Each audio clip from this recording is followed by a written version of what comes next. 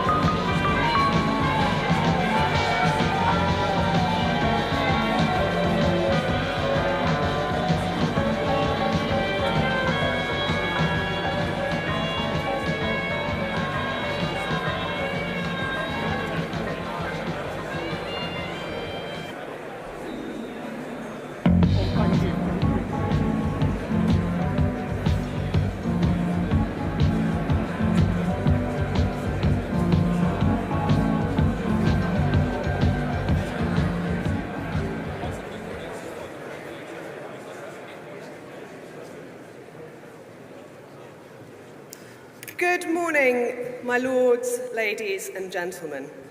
Thank you for coming out on this wonderfully Labour Day. The weather could barely be more miserable for July if it tried. I blame the government.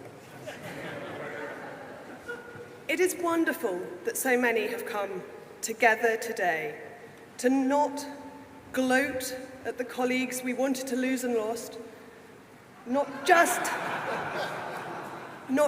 to commiserate with those very hard-working, very dedicated, wonderful MPs who will no longer be representing us. Not to celebrate how badly we've done, not to bemoan how badly we've done, but to understand, to look to our history, of which we have a huge deal to be proud of, and work out how to forge our future with the same success. It is time for contemplation. It is time to understand why the electorate left us, why our members have left us, and what we can do to turn that around. It is not a time for blame. It is a time to look to the future. Here at the sunny uplands under the next Conservative government. We have a wonderful lineup of speakers. Mark Littlewood of popular conservatism needs little introduction, but has been at the forefront of fighting for conservative principles for decades. David Starkey has an understanding of the historical perspective unparalleled. Lord Frost, who has done so much to fight for real conservatism and understanding what the electorate want. Suella Braverman will be beamed over from Washington, who has also been helping our party forge to the future. There's some bloke called Jacob on my list. I'm not sure if I know who he is. I think he's my brother, but I'm sure he'll have wise words. And we will also hear from David Campbell Bannerman, who with the Conservative Democratic Organisation has been doing such profound work to ensure that us, the mere members, the backbone of the party, the people who knock on doors come rain or shine, have our voices heard by those in Parliament. We have a long way to go. The hard work starts again right here. If I may hand over to Mark Littlewood.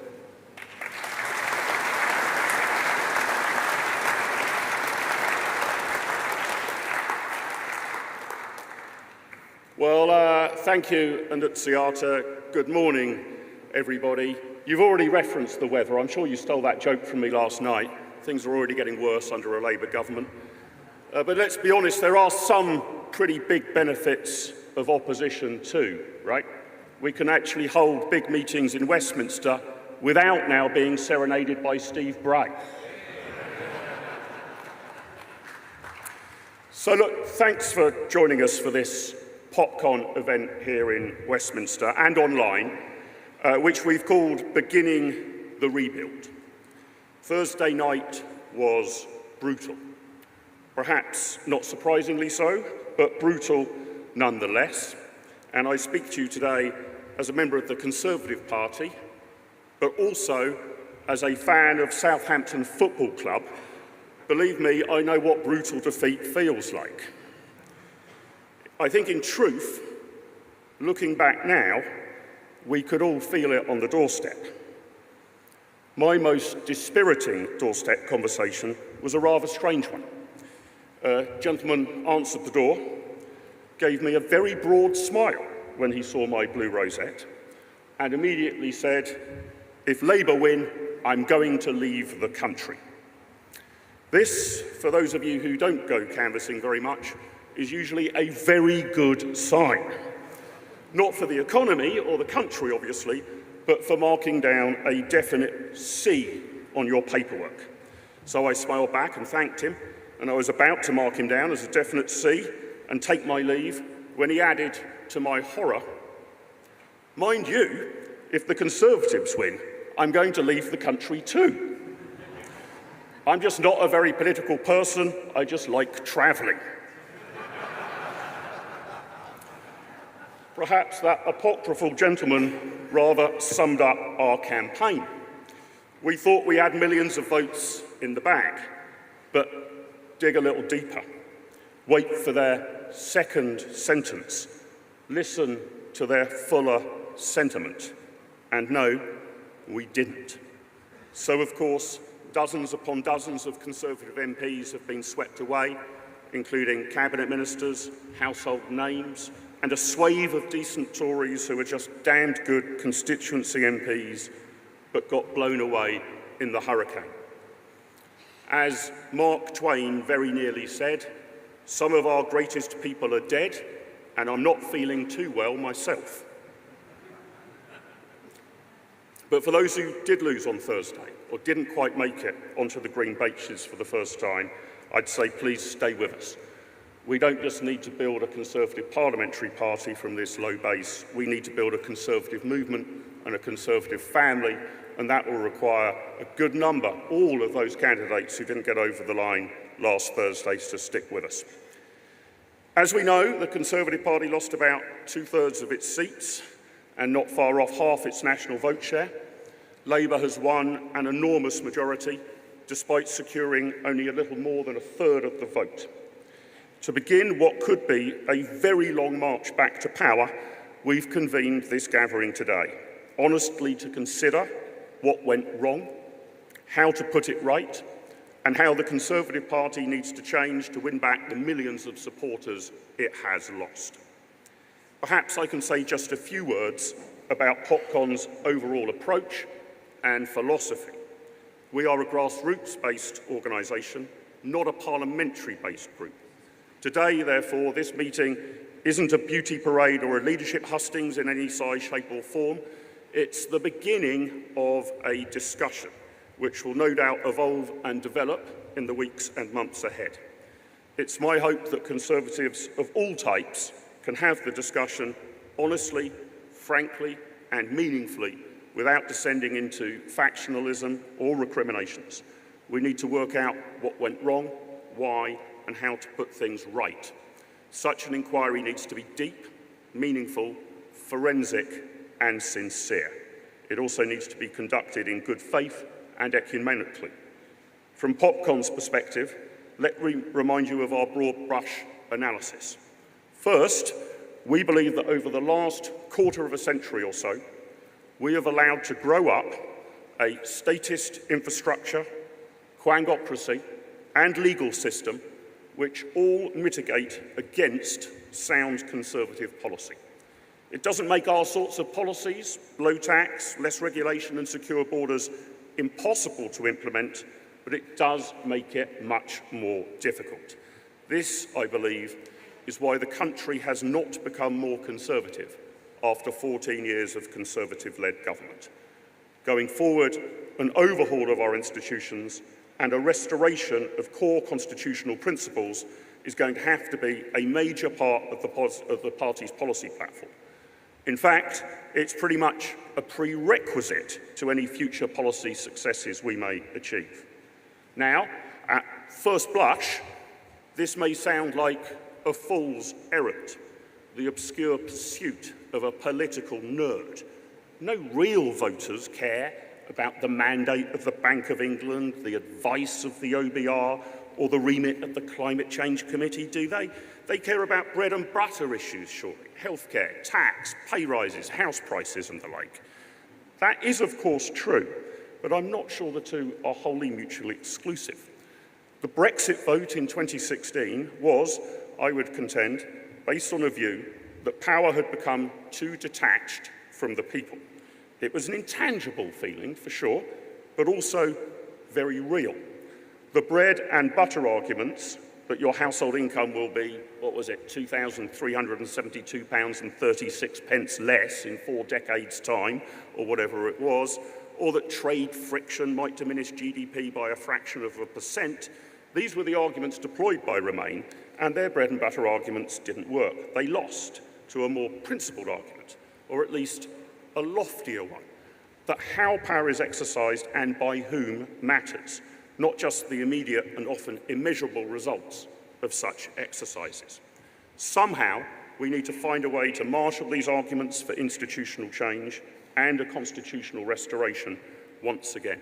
There was precious little point in taking back control from the Brussels bureaucracy if it was merely to hand that control over to a network of undemocratic and aloof bureaucrats in and around Whitehall. How we hone and develop that case and the policies that go along with it is one of the great Conservative policy challenges of the coming years. Second, the Conservative Party itself is in danger of replicating the centralised, detached, arrogant and unresponsive practices and structures that have become endemic in the state itself. The man in Whitehall knows best is mirrored by the man in CCHQ knows best. Membership has fallen as members feel disenfranchised and powerless. CCHQ, many feel, has become more a command and control centre than a service centre, which is what it should be. Democratising the party is a necessary step to building a thriving and effective grassroots movement. CDO, the Conservative Democratic Organisation, takes the lead in pushing for such an overhaul, and I'm delighted to back them. John Strafford, who I believe is with us today, I can see him just over there, John, in the audience with his wife Caroline, has written and perfected the rulebook, the constitution that the party needs, and whoever emerges as our next leader, and whenever they emerge, they should embrace it firmly and enact it fully. John, thank you very much indeed for your tireless work.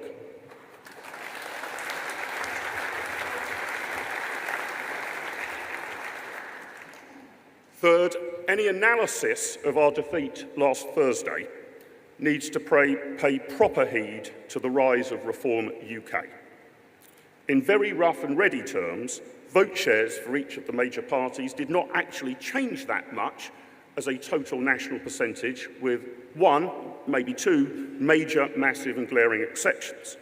The dramatic fall-off in the Conservative vote was more or less mirrored by a significant uplift in the Reform vote compared to that of the Brexit Party in 2019. Not exactly, but not far off. Now look, it's far too simple to look at different parties' vote totals and contrive ways to add them together.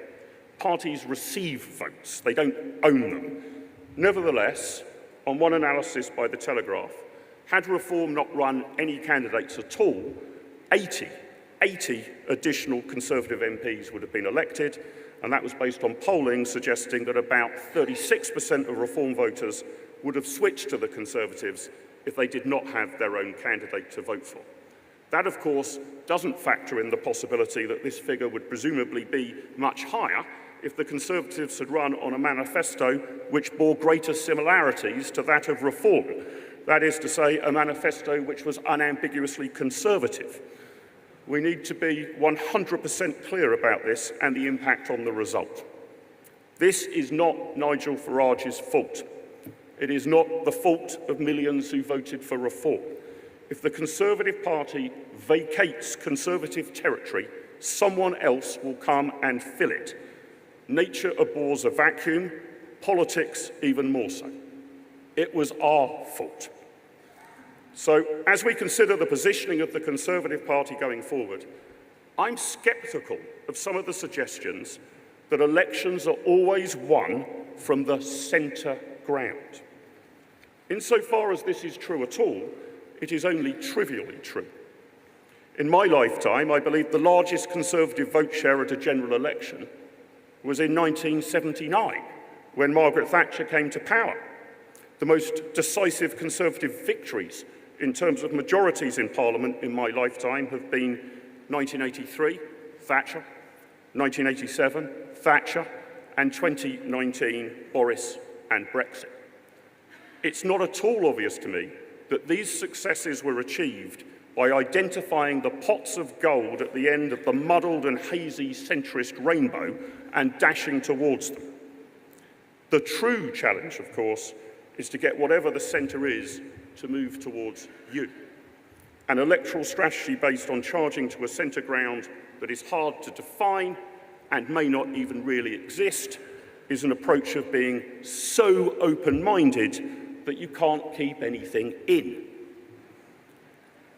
Let me finish with a hard-to-reach-for upbeat note after Thursday's result.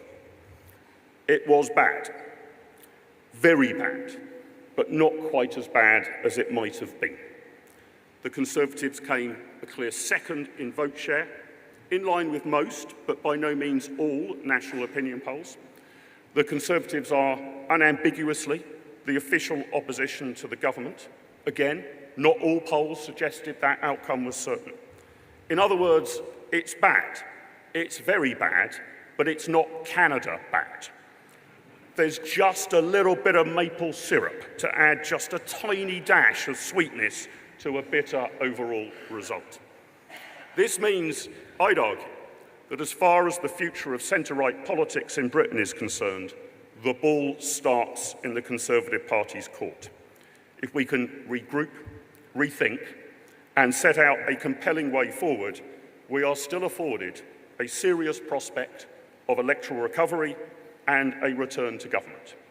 We don't have a God-given right to recover, nor to command any given slice of seats or votes, but we do have an opportunity to return to office if we think clearly, act logically, and above all, listen to the electorate, and especially the right of centre electorate, much, much more attentively. It's often said that the darkest hour is just before the dawn.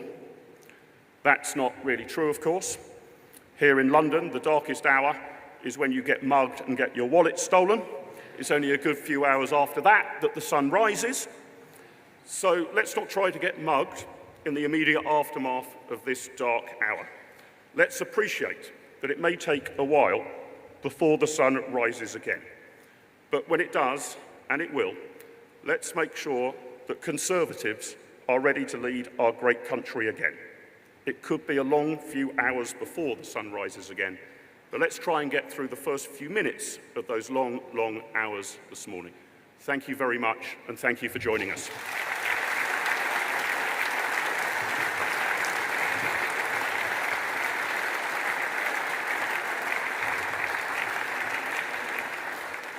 Those were just some of my initial thoughts, but to share some, no doubt, deeper and much more lucid thinking is a man who's become a vital ally of mine in recent months. He's one of our nation's great historians. To me, however, over lunch, just before we launched PopCon way back in February, this man was able to distill and explain the UK's constitutional predicament in such a compelling fashion that it set the tone of that launch meeting and indeed popular conservatism's mission statement. Please give a very warm welcome to the brilliant, the irrepressible David Starkey.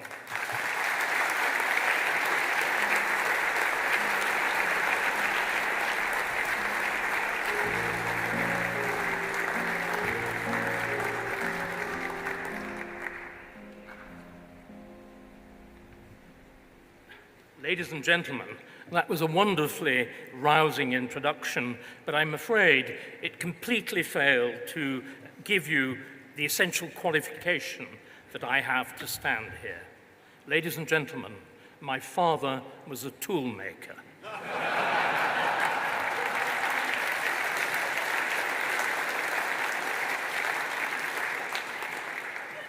My mother, by the way, scrubbed floors. Other people's floors. If we're going to play this absurd game of more working class than thou. Oh, by the way, I was born in a 3-bedroom pebble-dashed house. I went to grammar school. I was a scholarship boy. I did not, however, disgrace my school like Starmer by getting only 2 B's and a C's. Right, enough of the nonsense. Let's go back to, can I just say, it's vital to recognize Starmer is not very clever. He's a little bit like a junior Gordon Brown. And like Gordon Brown, he's very thin-skinned. Humor, wit, cleverness, fleetness of foot, needling will get that man. Right. Now, what has happened? Well, again, Annunziata said, history. History, we've been here absolutely before. 50 years ago, can I remind you, was the moment in which Keith Joseph, in 1974, after another great election defeat, the defeat of Edward Heath, said, "I have not been a conservative. I have called myself a conservative. I've been a member of a conservative government, but I haven't been conservative, and that government hasn't done conservative things." And that is the beginning of Margaret Thatcher's revolution. That government of Edward Heath, began with all the right resolutions. Indeed, talking of, as it were, not winning from the centre, it began with the Selsdon Declaration of free market economics. It then, under the pressure of events, immediately collapsed back into Keynesianism. Inflation, the Barber boom was exactly the kind of thing that Rishi Sunak triggered. Do we know property prices in London in 1972-3 rose 3 times? Inflation on extraordinary scale. Thatcher recognized that. Thatcher was taught by Keith Joseph what conservatism was. The great discovery for her of Hayek, the realization that socialism destroys countries, that it destroys freedom, that it destroys everything that made the West, and particularly Britain, the pioneer country in all of this, great. And the result of that extraordinary revelation of 50 years ago was Margaret Thatcher and the recovery of a genuine conservatism. But of course, always with one nation, or as Margaret beautifully described it, no nation conservatives fighting against it. So we have been here before. Margaret had to cope with an internal enemy, and I'm sorry I'm using that word. She was totally unambiguous. There were those on side and there were those offside. We have to recognize that. She also recognized centrally and absolutely that you have to undo before you can do. She repealed trade union legislation. She repealed nationalization. She opened up public sector housing. An incoming Tory government will have a real one, will have to do all of those things. So what our failure has been is that we've forgotten the lessons of Margaret Thatcher. And what I would like to begin by doing, we're engaged essentially at this stage now in a process of the conversion of the party, its members, who I don't think need much conversion, but more particularly in the conversion actually of our MPs. They need to be given Margaret Thatcher's Keith Joseph lecture. It needs to have, because many of them are not very good at reading, it needs actually to have a simple series of the big statements. I'm being deadly serious. This needs to be circulated, right? Why is it that centrism doesn't work? It's very simple. Left is wrong and right is right. No, see, this is not a moral statement. This is a statement of absolute, observable, testable, historical truth. Socialism always fails. Always fails. A sensible, sensibly regulated, intelligently applied free market economics always works because it is founded on freedom. The thing that has created the West is freedom. If you look at the Labour Party's manifesto, there is simply not a single reference to that word freedom in it. Now, why then has the left won again? Why has Starmer won? What happened? Well, let's just look at it. We were told again by Annunziata not to blame. I'm sorry, I have to. If we go back to 2005, to Cameron coming to power as leader of the Tory party, there was this notion that we have to move left, that we have to move in the wrong direction. And that is exactly what happened. When finally they won, or they didn't win, the coalition came in 2010, Blair's memoirs were handed round, particularly marked up by Michael Gove, with the description, "This was the new Machiavelli, this is how we should rule." And the catastrophe begins there, the absolute disaster and the shame, because we vacated the ground that is properly ours. What is a Conservative Prime Minister doing? I am gay. What is a Conservative Prime Minister doing when he says his greatest achievement is gay marriage? It is deranged. What is Theresa May doing when she says that we will actually legislate a binding commitment to net zero?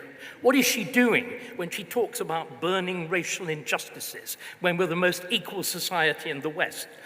We equal, of course, once because we had actual equality under the law, something, again, that we've forgotten. Because what that acceptance of what Blair did is exactly as Mark referred to before, it involved the destruction of what Margaret Thatcher realized was what had held Britain's greatness together, which is a unique system of parliamentary government which guaranteed, and something quite extraordinary, a continuation between past and present and future, which took its power not from abstract notions of sovereignty, but from the fact that Parliament holds its sovereignty, is sovereign, because it represents everybody. This idea going back to the very end, to the very beginning of parliamentary history, to the 13th century, in which the judges would rule to some sort of recalcitrant little bod somewhere in Yorkshire who said, "No, I will not pay my taxes." The judges would say simply, "Yes, you will, because you're bound by Parliament," as everybody in England is present in Parliament, either in person or by his representative. So the first thing we've got to do, and again, Mark referred to this point brilliantly, we've to educate people. We've a vast, vast task of educating our MPs and of educating the public. We've abandoned this. We've abandoned the public sphere to the left. We have to reclaim it. We have to reclaim it with clear language. Because what has happened with that abandonment of the idea of Parliament at the centre is we have deliberately removed, and Mark, I think, remembered our conversation quite well, but he left out the central point. If you marginalize Parliament in decision-taking, you remove the only body that is directly subject to popular scrutiny. If you have Bank of England setting interest rates, if you have the Supreme Court deciding when Parliament can be dissolved or when it can't, if you had judges determining whether or not we can drill for oil, as the latest extraordinary thing has happened, none of those people are answerable to you. The entire process of government becomes remote, alien. That is why there was that passionate desire for taking back control with Brexit, but it transpired that Brussels wasn't the person that was tying down the great British people, so supreme in freedom, so supreme in the creativity. It wasn't Brussels that was tying us down. It wasn't Brussels that was wrapping us in bonds, if you remember, like the Lilliputians with Gulliver. It was the Quango. It was the disgracefully politicized civil service. It was all of that that was doing it, and we did nothing about it. We connived. We did not repeal. The first thing that a serious incoming Conservative government has to do, quite simply, is to repeal the whole of the legislation of New Labour, the setting up of the Supreme Court, the incorporation of the Human Rights Act, the Equality Act, all have to be repealed. Because again, can we get this quite clear?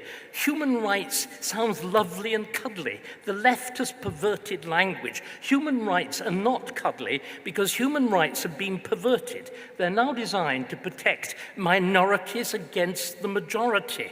Human rights, this is why Churchill would not have approved. It's constantly, the left constantly says, this is Churchill's creation. Churchill created human rights, mistakenly in my view, or created the idea of the European Convention to protect the individual against the state. If instead you decide that the purpose of human rights is to protect the minority against the majority, you can only do that by an aggressive state that limits the freedom of the individual, as we see catastrophically with the limits with the attempted limits on the freedom of speech. That absolutely central thing. We are the creation of freedom of speech. This is the only reason that this tiny little island invented virtually the whole of modernity. It is actually a logically sustainable, historically sustainable statement that we invented modernity. So the left, this is where centrism goes wrong. All left-wing parties have to move to the center because they've got to disguise themselves with right-wing policies to be elected. That is exactly what Starmer has done.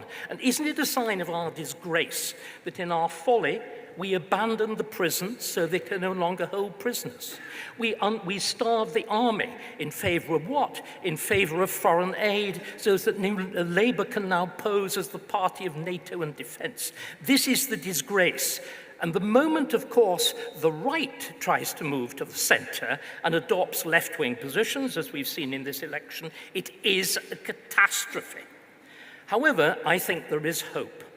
If my analysis is right, that what we have now is a state in which there's a fairly clear divide, and a divide, interestingly enough, which Starmer himself has actually admitted. Why does Starmer talk so loudly about the public service? It is, and why does he also talk so loudly and misleadingly about his father being a toolmaker? It is, quite simply, because the Labour Party has ceased to be the party of the working class. It is now the party of a new ruling class. It's the party of the quangocracy, of the judges, of the civil service, of the public sector trade unions. In other words, when it fails, which it will fail, because left-wing governments always fail, we will see standing exposed the whole of this machinery. The whole of this machinery that hates one thing, ladies and gentlemen. It hates the people. It hates Parliament.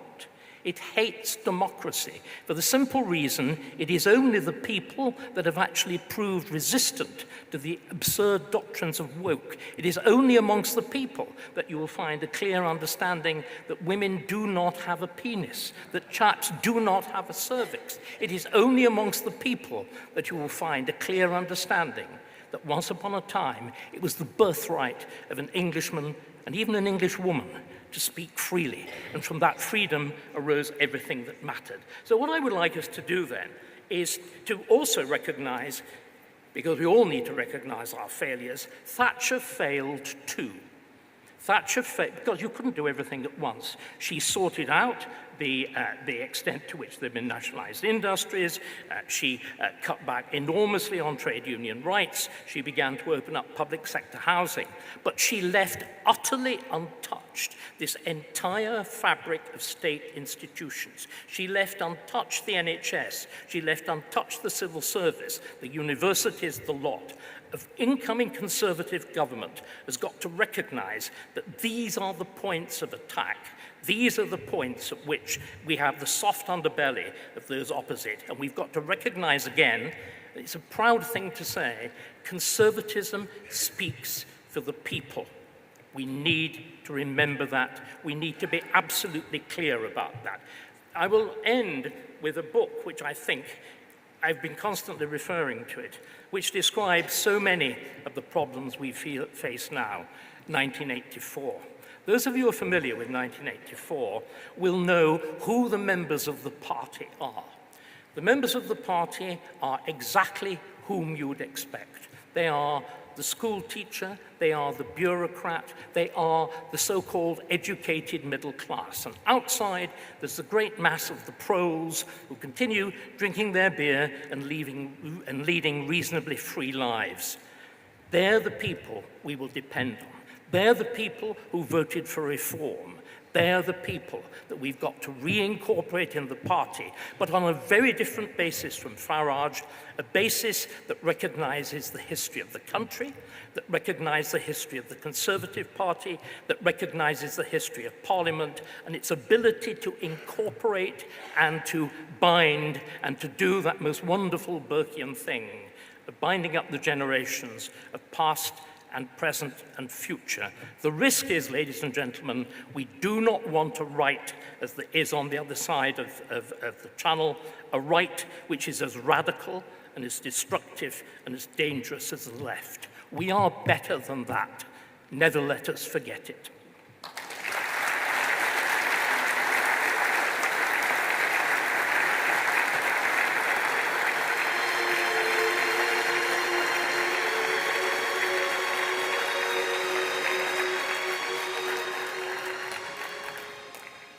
David, thank you very much indeed. And now from one speaker, David, our last speaker, who, as I mentioned, I owe an awful lot to in recent weeks and months, to our next speaker, who I owe an awful lot to over very many years. Our next speaker and I were contemporaries at university back in the early 1990s. And back then, I was a lily-livered, RIMP-listed Europhile Romaniac. And this gentleman was my adversary. And he, over many years, changed my mind, showing that persistence, logic, and good humour can change people's minds, even mine, even someone as stubborn as I was. And he did. He changed my mind. I saw the light. I became a proud Brexiteer. So please welcome to the stage one of the most erudite and articulate proponents of conservatism in the country today. Give a very warm welcome to Lord Daniel Hannan.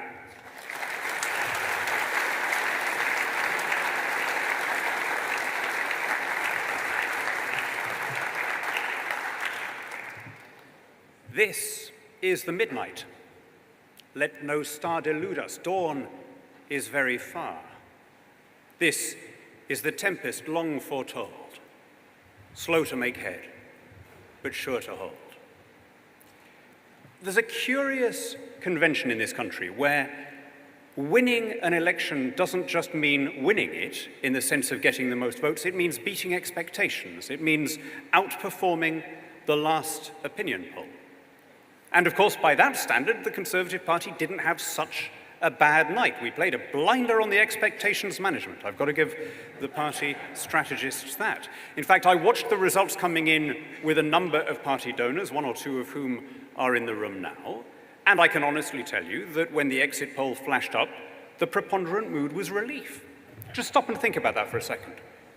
We lost half our vote, we lost 2/3 of our MPs, and the immediate reaction was, it could have been worse.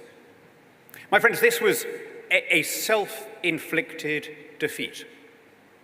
Every commentator has rushed to point out that the Labour Party is not benefiting from any great surge of enthusiasm, and of course that's true. I can't think of any winning party that has secured office with a lower share of the vote. But from our point of view, doesn't that make things even worse? Up against no opposition, we somehow still managed repeatedly to put the ball in our own net. I'm not going to push that parallel too far in advance of tomorrow's game. Now, there are mitigating factors. Of course there are. There always are. The first, to make an obvious point, is no party in modern times has ever won a 5th term. It's a hell of an ask to be re-elected 5 times in a row. I don't know how many of you spent the month before the election knocking on doors, as I did, but if you did, you'll have been struck by the sheer range of objections, some of them more sensible than others, that people had to the government. So among the reasons that I heard from ex-Tory voters for not voting Conservative this time was the badger cull, the post office scandal, and the fact that we're sending money to Zelensky. My point being, after 14 years in office, you are bound to accumulate a number of grievances, and people will attribute every irritation and imperfection to such a long-standing government. So I get that. By the way, does anyone know when, I'm excluding Dr. Starkey or other professional historians, the last time that a party won a 5th consecutive general election? Clue, you have to go back to before the Reform Act. I think it last happened when the Duke of Wellington was our party leader, a rather better Duke than the current Duke politically. When the Duke of Wellington was our party leader, and even then, that was the 1830 election, we were so pulverized 2 years later at the 1832 election that the response was to close the party down and relaunch it under Robert Peel as the newfangled Conservative Party, Tory men and Whig measures, as Disraeli put it. There was an even bigger mitigating factor, although it was curiously unmentioned throughout the campaign, which is our selective national amnesia about the lockdowns. Every government on the planet, pretty much, that was in office when the bills came in, suffered electorally. There were one or two which were sly enough to pick the moment during the pandemic crisis and increase their majorities, because at that time, when they were dominating the airwaves, when they were giving their statesman-like bulletins on the health crisis, they were almost unbeatable. So Justin Trudeau in Canada and Jacinda Ardern in New Zealand picked that moment. But it's a different thing when the bills come in. And actually, much of what I heard on doorsteps, and all of you will recognize this if you've been doing any canvassing, was really a complaint about the effects of a lockdown, which the country as a whole not only demanded, but wanted to go further. So people say, why are our taxes going up? Well, why do you think we paid people at home to stay home for 2 years? I mean, what was going to happen? Why have prices gone up? Well, we covered the difference by printing money. Why are NHS waiting lists so high? Well, duh, why do you think, right? I mean, but people do not like to be reminded of this. And therefore, every incumbent government has been in this difficult position. There was a moment in the very first leaders' debate when somebody in the audience raised the issue of NHS waiting lists. Rishi Sunak perfectly validly said, hang on, we've been through this pandemic, but waiting times are much longer in Labour-run Wales than in Conservative-run England, and the audience groaned. Because if you have crammed memory of the lockdown into the remotest corner of your mind, then any politician mentioning the subject comes across as whinging. So I say all this by way of accepting that there were mitigating factors. People don't want, I mean, mathematically, the laws of maths tell me that a lot of the people moaning about the impact of the lockdown must have been in the 71% who wanted to retain it when Boris lifted restrictions in the summer of 2021, let alone the 93% who backed it in the first place. But none of that excuses our unforced errors. None of that explains a defeat on this scale, the single worst result we have ever suffered as a party since that great and underrated man, Sir Robert Peel, established us with the Tamworth Manifesto. We made unforced errors of process and of policy. It was, I think, catastrophic to change 2 leaders without a general election, almost regardless of the qualities of the people involved. That is always going to come across to the electorate as a cabal of people handing down their choice and saying, you little voters, you will put up with whatever we give you. And we did it twice in 3 months. And our opinion poll standing never recovered. And of course, we made promises that we then didn't keep, above all on immigration. Yes, mitigating factors, there always are. We were in the EU at first, and then we had special schemes for Ukrainians and Hong Kongers and Afghans. But nonetheless, we repeatedly made promises and didn't keep them. Now, where does that leave us? I agree with what Dr. Starkey just said. This government will become unpopular because this immense majority is based on no commensurate sense of public enthusiasm. When Tony Blair came in 97, he brought, in the wake of that huge majority, if you like, a margin of benefit of the doubt. People were prepared to say, look, you've been left a tough situation and we'll trust you. That, if there is anyone arguing that today, they are keeping very quiet. So it may be that this record parliamentary majority, this Burj Khalifa of a majority, is in fact built on sand dunes. And when things turn tough, people will realize that all of the problems that were there under the previous government remain unaddressed. We are still spending massively more than we can afford as a country, fully 3 years after the end of lockdown and with the financial crisis a distant memory. And I see absolutely no sign of this government being prepared to bring spending even remotely close to where it was in February of 2020 prior to the pandemic. So when it's Keir Starmer having to send nurses away empty-handed or cut teachers' pay or whatever, the mood, I think, will change very quickly. The question is, who will be there to exploit it? Will there be an evident government in waiting, serious, responsible, offering a coherent program, and able to step in with something better? What can we do to put ourselves in that situation? I have a couple of suggestions. The first may seem very dull, but it's important. You have to fix the plumbing. This campaign, just as a political campaign, was plainly lost by our party and plainly won by the other party. Now, in a way, that's kind of inescapable, right? When you've been in office for a long time, your best minds are going to be running Whitehall departments. The greatest talent in any governing party is going to be doing precisely that, governing, whereas all the best minds in Labour were focused on campaigning and winning. That is part of the seesaw of opposition and government in this country. But we do have to sort that out and we have to prioritise it. I can't remember a campaign when people haven't complained about candidate selection. But this time, I really was struck by how many very good people were not allowed to, well, one or two of whom again I see in here, were not allowed to fight winnable seats, and some rather more contestable decisions were made in favour of others. We do need to look at those mechanics. I mean, it would have been nice, wouldn't it, if we'd had a few more people in the party machine advising the PM on the election date rather than betting on it. It was an extraordinary unforced error. It's like that internet meme of the person putting a stick in his own bicycle wheel.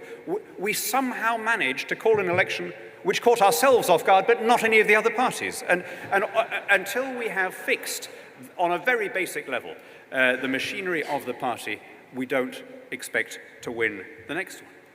Secondly, I think we need to be statesmanlike, right?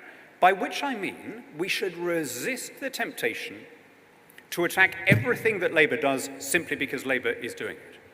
Now, heaven knows there are going to be plenty of things that we do need to attack, from the tax rises that are surely coming to the insane decision to give the vote to people whom in every other context the Labour Party considers to be legally children.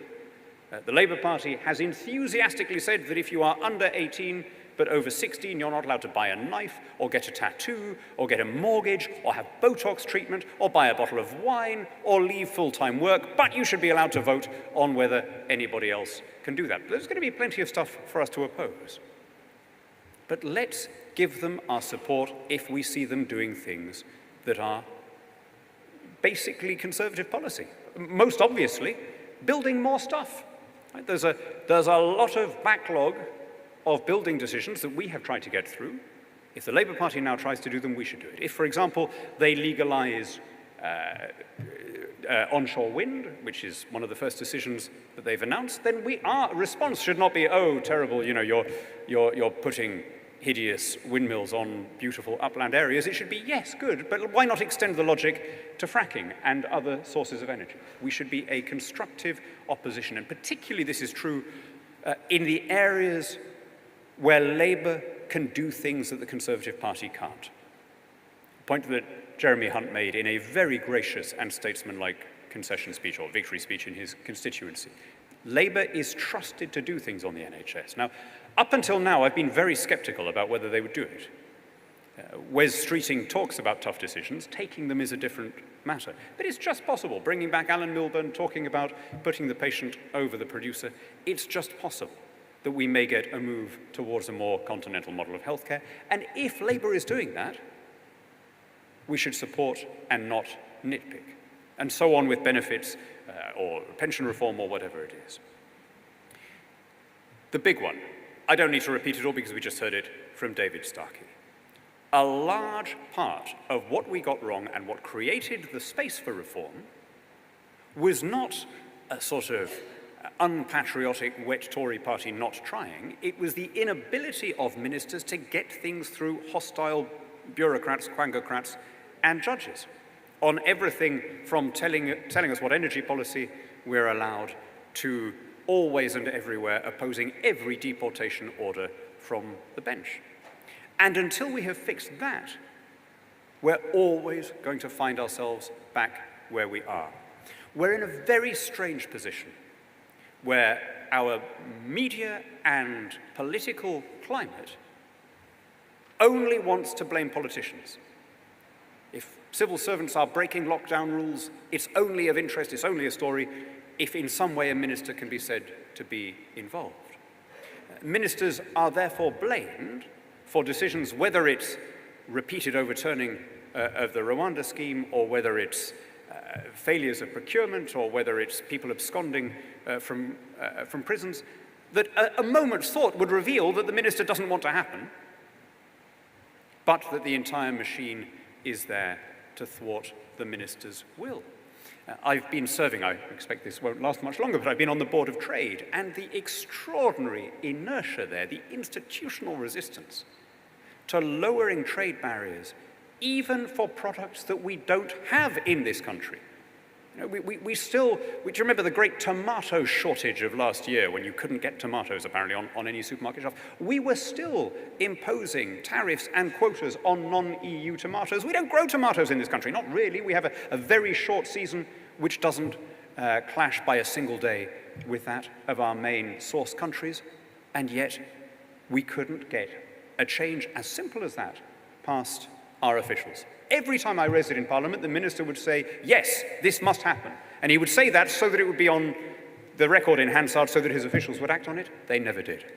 Why? Well, we'll all have our own theories, but I suspect in the end, the only explanation that works is that they were trying to hold the door open for some kind of customs deal with the EU under Keir Starmer, and they didn't want to diverge in any way from old existing EU trade policy because they thought that that might make things more difficult.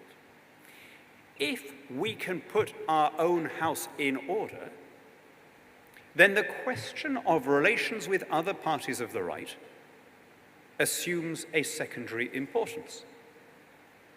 The surge in support for reform was primarily a consequence of Tory failure, as indeed most of my reform friends are loud and keen to tell me. Now, I'm not averse to having any kind of arrangements with anyone who's interested. In fact, in the run-up to the 2015 election, I argued that there should be some kind of pact between the Tories and UKIP, at least in seats where it would make a difference, a little bit like the UUP and the DUP used to do in selected seats in Northern Ireland. Obviously, my advice was not taken. Actually, UKIP in 2015 got a remarkably similar result to the result just secured by reform. Okay, they didn't get any seats, but in terms of their share of the vote, in terms of the number of places where they came second, it was a comparable result. What happened then? Well, in the 2017 and 2019 elections, the vote of UKIP and then the Brexit Party fell away because we had delivered Brexit. And then we had Boris Johnson as party leader in 2019. In other words, we didn't fret primarily about what relationship to have with another party. We concentrated on doing the right thing, and that issue looked after itself. Now, like I say, I'm perfectly open to any amicable conversations, but all of that is secondary. The primary objective, under whatever leader, under whatever direction, must be to make ourselves the alternative vehicle for government. If you go back before 1834, if you count the Tory party as the prelude to our existing Conservative party, we are by a long way the oldest party in discovered space. We've been around for 3.5 centuries, and we've survived that long because, like Doctor Who, we can endlessly regenerate according to the needs of that moment. There is no reason why we shouldn't regenerate now, provided that, unlike Doctor Who, we don't go woke and forget what made us popular in the first place. And that, it seems to me, is our task, and that is why we are all gathered here today, to remember that oldest of Tory creeds, which is to prefer the organic and the evolved and the familiar to the planned and the imposed and the centralized, to speak, as Disraeli put it, for the sublime instincts of an ancient people.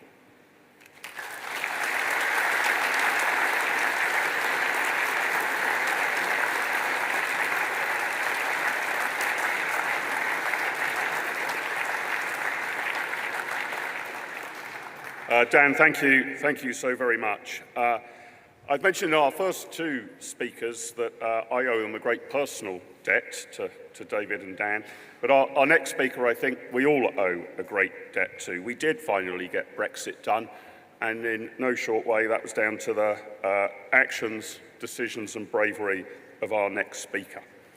He's already outlined in many columns in the Telegraph what he thinks has gone wrong and how we should put it right. But to hear it from the horse's mouth, please give a very warm welcome indeed to Lord David Frost. David.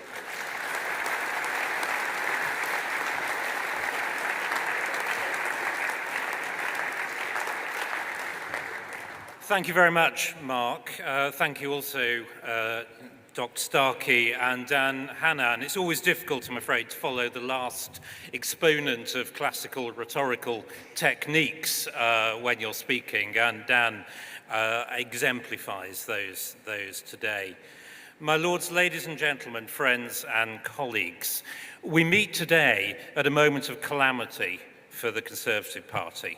As others have said, we've just had our worst result for over 100 years. We lost over half of our 2019 vote and 2/3 of our seats. And worse, we have to sit and watch while Labour use the levers of government that we failed to use. And I'm afraid we have to accept the painful reality that for the time being, nobody out there is that much interested in what we think. So soon after the triumph of 2019 and of Brexit, we've fallen a long way. And I personally don't want ever to be in this position again.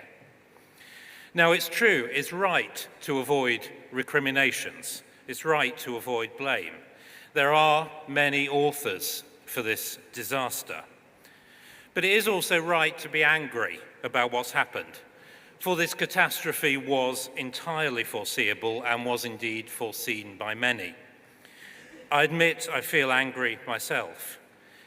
I came into politics to help deliver Brexit, as Mark kindly said.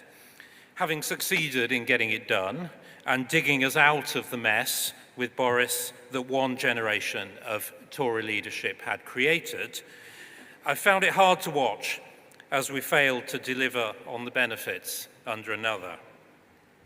And I know I'm going to find it even harder to watch Brexit further watered down by a Labour Party that never wanted to do it in the first place. So those who decided upon the political strategy that got us here, those who stuck to it in the face of clear evidence it was failing, and those who then slandered and tried to kneecap their opponents in the party, they need to get off the stage as soon as possible and let the rest of us move on.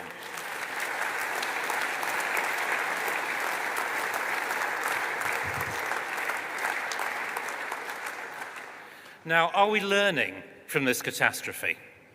That is, I think, an open question. There is time, but we're already hearing people saying that the problem was that we tilted too far to the right and need to move back to the centre.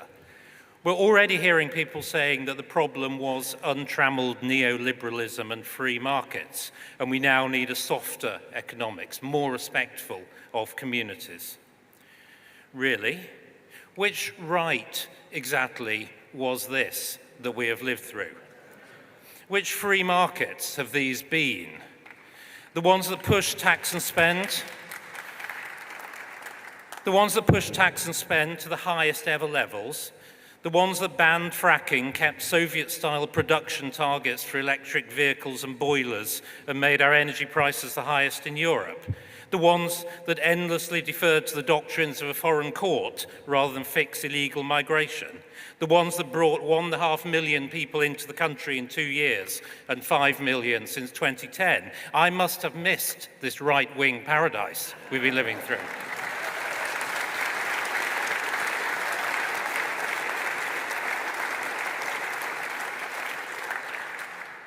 Ladies and gentlemen, no. The truth is that on virtually every issue, we have followed the collectivist zeitgeist leftwards, and we left Conservative voters nowhere else to go until, of course, the rise of Nigel Farage and Reform. And even then, instead of accepting that we'd made a political mistake in allowing a challenger on the right, we acted as if, as a party, we had some sort of divine entitlement to people's votes, and spent our time complaining about the lèse-majesté of Reform and of their voters, desperately looking for an actual alternative to the liberal collectivism that we represented. Now, we must do better than this. The electorate is never wrong. We must learn from the kicking that we've been given, and the first thing is to get serious. What does that mean? It means not immediately descending into the mudslinging of a rushed leadership election. I can't see why we shouldn't have an interim leader and time to debate things properly. It means, as others have said, having a proper investigation into what's wrong with the party organisation at the centre and being honest with ourselves about what I can see is the party's near disintegration in many constituencies, and let's not forget the deep, deep hostility to our brand among many, many voters. But above all, it means getting serious about our own ideas. For politics is, or it should be, about ideas as much as individuals. And if we are to offer an effective critique of Labour's governance, we aren't going to achieve it simply by shouting "Yah boo" at everything they do. Take, for instance, Keir Starmer's comments in Downing Street on Friday. He wanders down Downing Street with the Renter crowd, and then perhaps he got a bit bamboozled by all those Union Jacks and had a senior moment and forgot which party he was actually leading, because he made a comment that stunned me. He said, I quote, "I want a politics that treads a little lighter on all our lives." Well, I had to laugh when I heard that. I mean, I doubt there is a single Labour MP who actually believes that. Labour's high tax, high regulation, high nannying, high hectoring, high banning manifesto is about as far from getting politics out of people's lives as anyone could imagine. And if anything convinced me that Labour's approach to government was going to be just meaningless words, then it was that comment. But how can we criticise? We pushed up taxes, we pushed up spending. It was us that made pet abduction a criminal offence and banned silent prayer by abortion clinics. It was us who tried to tell landlords which tenants they could rent to and stop them getting their property back unless the government agreed. And we too, after all, were going to ban smoking if we got the chance. So we've got to be serious about ideas. Our attack on Labour, and we absolutely must make it, our attack on Labour's got to be based on a credible set of ideas, a serious alternative proposition for how this country should be governed based on tried and tested Conservative philosophy. Now that involves much more self-confidence about Conservative ideas than we've shown in recent years. We need to keep on saying that conservatism is the best philosophy, and Dr. Starkey said it well. It's a philosophy that makes people freer and richer wherever it's tried. It's a philosophy to which much of the rest of the world is actually turning once again. But it's a philosophy that we lost sight of in a misguided attempt to modernize, drift left, and be all things to all men.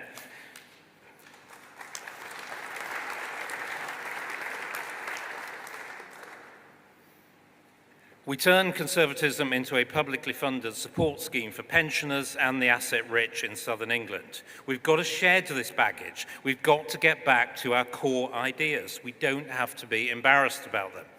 These ideas can still be popular in the country, and quite often in polling, when you put these ideas to people without the Conservative brand attached to them, they are still popular. Across Europe, people are still voting for these ideas. What we've got to do is show how these ideas can solve the problems the country faces. We know what these problems are: a low productivity economy biased to the southeast, dependent on mass immigration, the crisis of governability that others have mentioned, weak national institutions enmeshed in a web of international treaties undermined by the Quango and devolution state, the decline in belief in individual freedom and free speech, the growth in belief in group rights and controlled expression of opinion, and overall the gradual shift of the country leftwards to a collectivist mindset in which nothing can be achieved without the involvement of the state. Now, Labour are not going to reverse any of these trends. We know they're going to make them all worse. We, however, must be unashamed in saying we need to track back. We need to hold our nerve about our traditional conservative ideas and values. We need to get back to supporting free market, nation-state conservatism, freedom, the free economy, our nation and its independence.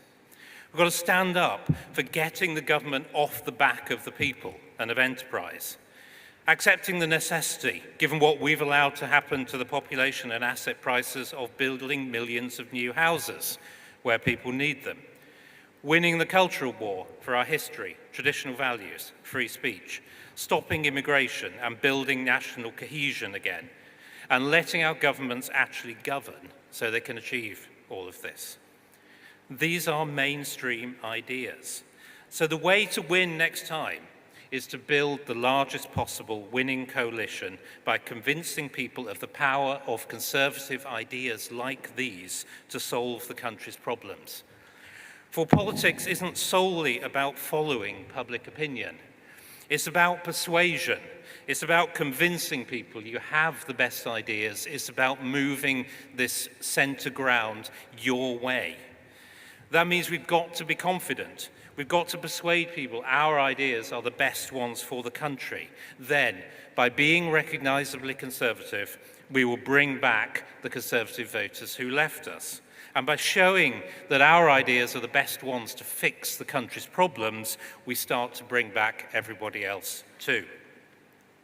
So I reject, therefore, the caricature that what I'm arguing for, that what people like me are arguing for, the caricature that all this represents would be a shift to the narrow right, a move from one narrow bit of the political spectrum to another. Rather, it's a return to mainstream conservatism, attractive, coherent, conservative ideas which can attract many, many voters. What we'll be turning away from is simply from being all things to all men. We'll be turning away only from pushing a flabby mishmash of sub-socialist ideas. We'll be turning towards offering a real alternative, a properly thought-through conservative proposition and advocating it convincingly. If we can do this, for sure we can cooperate with reform. But as Dan said, if we can do this, perhaps there will be no need for reform. And if we don't do this, and instead draw the conclusion that we must tilt further to the crowded centre, such as it is, well then, we are leaving the whole political space of the right of British politics to others to reform. That way lies destruction.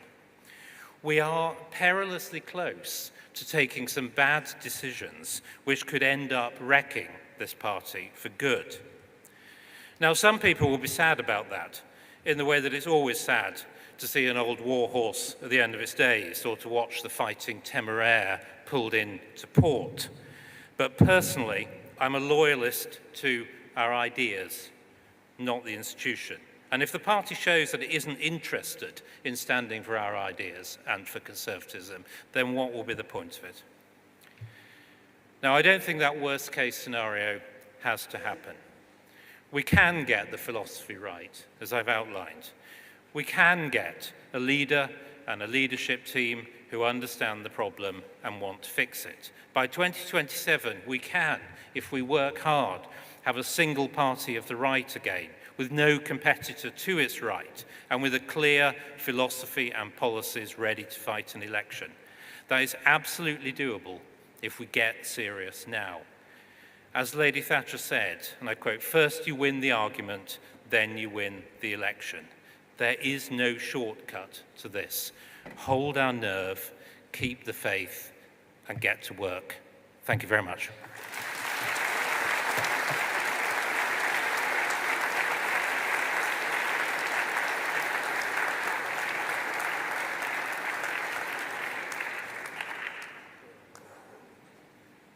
David, thank you so much. Well, as a couple of us have mentioned, it wasn't all or entirely bad news everywhere on Thursday night. Some of our MPs did indeed make it back into the House of Commons. And in Fareham and Waterlooville, our candidate triumphed by what, in Conservative terms, now needs to be described as a landslide majority of 6,000. Now, I mentioned in my opening remarks that some said that they would flee the country if Labour won the election. Well, this woman has been true to her word. No sooner had the votes been counted and she had to head off to a conference in Washington, D.C. Albeit fleetingly, I know she'll be back with us soon. So she can't join us in person, but I was able to catch up with her via a video link late last night. So she won't be able to hear you, well, unless she has Doctor Who's TARDIS. She won't be able to hear you, but for the sake of the tape, please say a big hello, congratulations, and a very warm welcome to this conference to our former Home Secretary, Suella Braverman. Mark, thank you so much for that warm welcome, and it is fantastic to be with PopCon today, albeit virtually. This is not Big Brother is watching you, this is Suella Braverman beaming in from DC. And I've got to say, it's a pretty hot DC. There is a heat wave currently engulfing Washington, DC right now. And I have to say, I'm pretty happy to have gotten out of the UK and our brilliant summer weather of torrential rain. Is that it for summer now, do you reckon? Is that summer? I think summer is pretty much over. Very, very pleased to join you and to have emerged from the battle royale of last week's general election. I want to put on record my huge thanks to everyone at PopCon, everyone in the room, for your steadfast support for our great party. Listen, these are dark days for us. We've just had a devastating result. We've lost a lot of good MPs, a lot of good Conservatives, and I know how hard many of you will have worked over the last 6 weeks of this campaign. It was challenging, it was grueling, it was brutal, and we have to now face the facts as to why we ended up in this situation, and importantly, what we do about it to move forward. And I know PopCon is going to play a pivotal role in the renaissance of our Conservative Party, because boy, does the country need it. Labour has installed itself and will start its job of dismantling the structures that have enabled prosperity, that are the foundation of our law and order and the things that we cherish in this country to make our country great. And we need to be an effective opposition. We need to expose the dangers and the damage that they will be doing. And we need to do it effectively and in a way to bring back our voters. So what went wrong? Listen, there'll be lots of discussion right now. Now's the right time for analysis, post-mortem and inquiry. But, we lost half of our votes from the 2019 election. Our vote went down from about 13 million to just under 7 million. We lost 2/3 of our members of parliament, and we lost across all kinds of demographics. The realignment of 2019 was shattered. And of course, we're all learning our lessons right now, and learning is good, right? Learning is hard, I think, and I'm not sure everyone is necessarily ready to learn some politically and personally painful lessons, but we must learn these lessons. Now, we had a truly great majority in 2019. We were promising to do what the British people wanted. What did we do? We were going to use our Brexit freedoms. I campaigned for Brexit. I voted against Theresa May's deal to ensure we had a proper Brexit, but we were going to use our Brexit freedoms to stop the waves of illegal migrants landing on our shores. We were going to cut taxes. We were going to lower overall legal migration. We were going to stop the lunatic woke virus working its way through the British state. The harsh reality, this is the lesson we all need to learn and face up to, is that we did none of that. And then we tried sometimes, when campaigning, to pretend that we had done it. Because, what we mostly did after 2022, when Rishi Sunak was Prime Minister, was to roll out a programme that our new Labour government today could quite happily adopt, and probably will, on migration, on taxation, on the size of the state, on issues to do with politically correct nonsense in the public sector and indeed the corporate private sector. There were farcical gimmicks like proposed smoking bans applied to people depending on what year you were born. There was more and more regulation that we were passing on businesses, on housing and development. There was nonsense like letting criminals out early and scrapping shorter sentences for lower level crime, undermining confidence in our criminal justice system, letting down victims and demoralising the police, something I, together with colleagues, fought back against from the backbenches.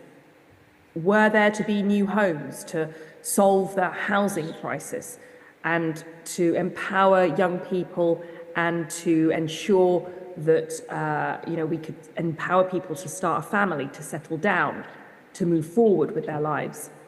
No. We talked big, we produced policy paper after policy paper, but when it came down to it, we did nothing of significance on house building. And what we also particularly didn't do was mention the war, but we didn't mention immigration. We didn't want to talk about immigration, we didn't want to see immigration. But immigration spiraled out of control, and we failed and refused to tackle head-on the discussion about the role of out-of-control population growth in one very small place and the pressure that has put on pushing asset inflation sky high, on putting pressure on our public resources and our services, and on our cultural and national identity. Didn't want to talk about it, didn't want to look at it. And as a result, people felt very angry and very betrayed with our track record. So, to my mind, that's a diagnosis of what went wrong. And in a nutshell, that can be summed up as we did not do what we promised to do. People saw it. There was no getting away from the fact that we failed on our promises, and people voted accordingly at the ballot box. And, the level of catastrophe really was aggravated by the fact that reform emerged on the political landscape as a phenomenon. Now, to my mind, the reform phenomenon was entirely predictable and avoidable and all our own fault. It's no good denigrating reform voters. It's no good smearing the Reform Party. It's no good comparing reform rallies to the rallies of Nuremberg. That's not going to work. Criticising people for voting reform is a fundamental error to make. Historically, in British politics, we have had the monopoly on the right-wing vote. That's one of the reasons why we've been so successful politically. The left, by contrast, for the last 100 years, has been split. Left-wing voters have had a choice of party to go for. And we, by contrast, have had the luxury of a monopoly, but no longer. And that is why the Reform Party presents an existential threat to us electorally. To my mind, if there's any chance of our renewal or success, we have to accept the simple basic truth that the Reform Party has taken many of our traditional lifelong voters. They are now their voters, and we need to do everything we can to win them back. There is space in British politics for only one Conservative Party, and at the moment, our place in that spectrum is under serious threat.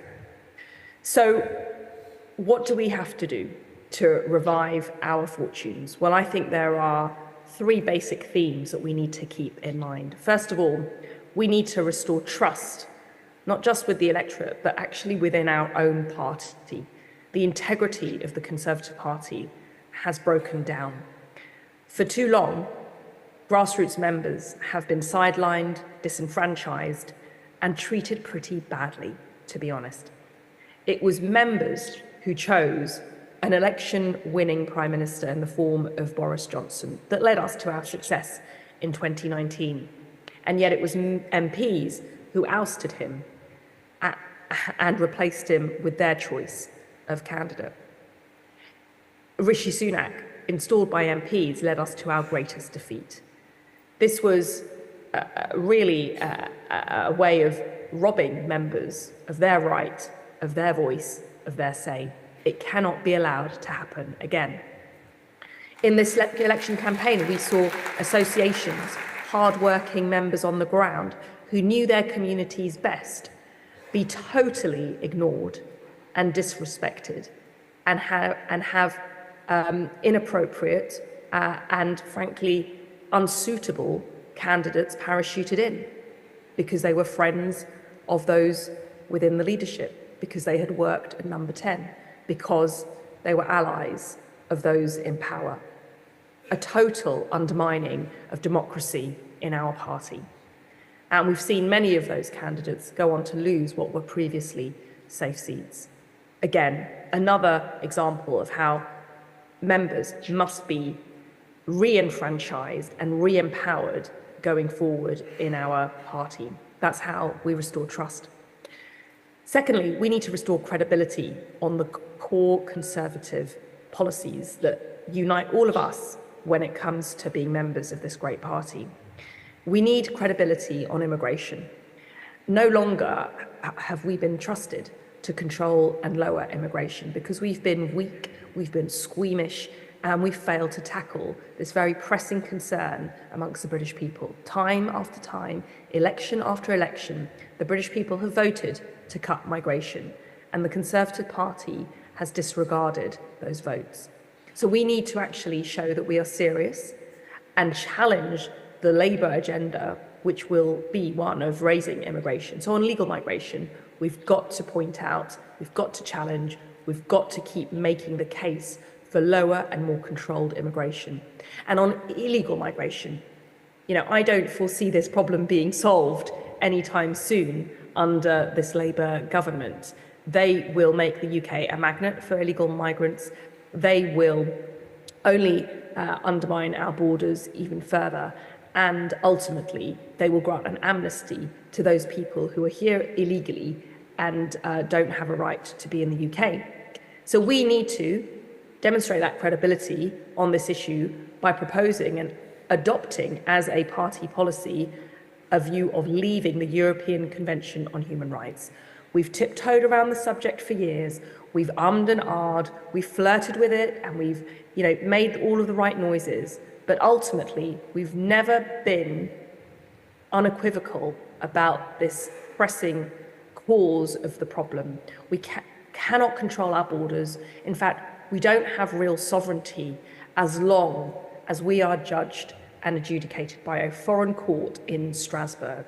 So whoever is leading the party and whatever the composition of our party is, we must have now a policy of leaving the European Convention of Human Rights, scrapping the Human Rights Act, and ensuring that we have a human rights regime which is fit for purpose, reflective of British rights and responsibilities, and which will actually enable us to control our borders once and for all. We've got to lead that campaign. We've got to lead that discussion. And then lastly, what we need to restore hope. And I think this was something that was quite dispiriting throughout the campaign. You know, the more that the Conservative Party seemed to mimic the Labour Party, you know, it's also very difficult for voters to distinguish between the Conservatives and Labour on these issues like immigration, taxation, politically correct policies within the public sector. We were mimicking Labour. It was hard to distinguish the two parties. But fundamentally, we failed to give people inspiration, passion for our party, and hope. And so I believe we need to be the party that says that we are unapologetically patriotic, that we are the party that stands for duty, for service, the party that stands for the bonds of loyalty that have tied our society together and made us into a cohesive, organic unit.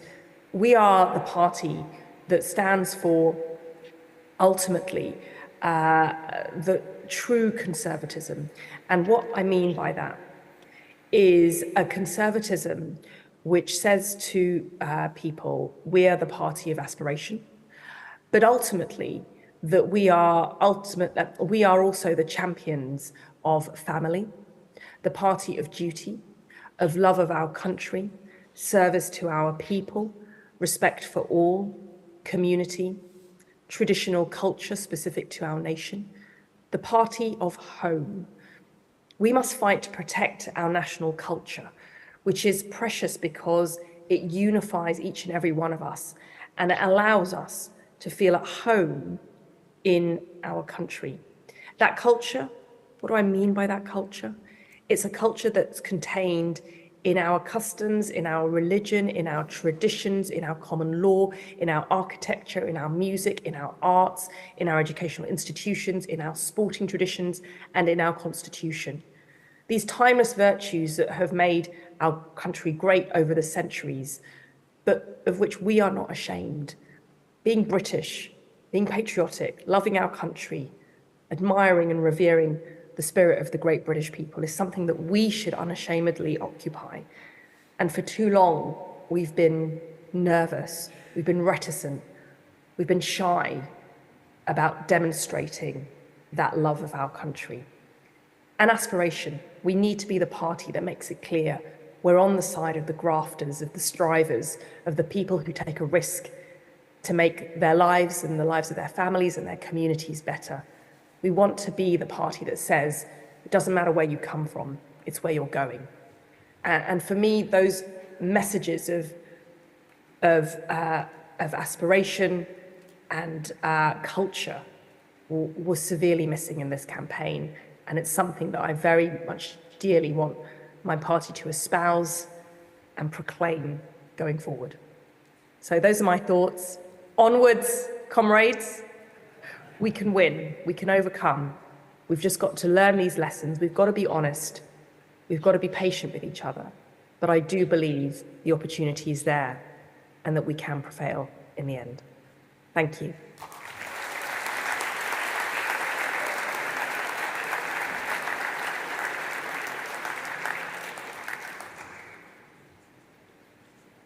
Thank you to Suella for recording that from across the Atlantic.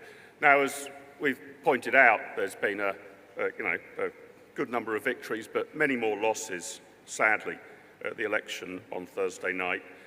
We only retained a third of the seats that we were defending. And although I hated to see all those losses, there was one that I think stood out for me somewhat, and I was really sorry to lose. And it does mean that our next speaker, sadly, no longer has the initials MP after his name. But there is an upside. He is such a national Conservative treasure that I know he will be a crucial public figure in putting forward the case for true conservatism in the days, weeks, months, and years to come. So please give a very, very warm welcome to the stage to Sir Jacob Rees-Mogg.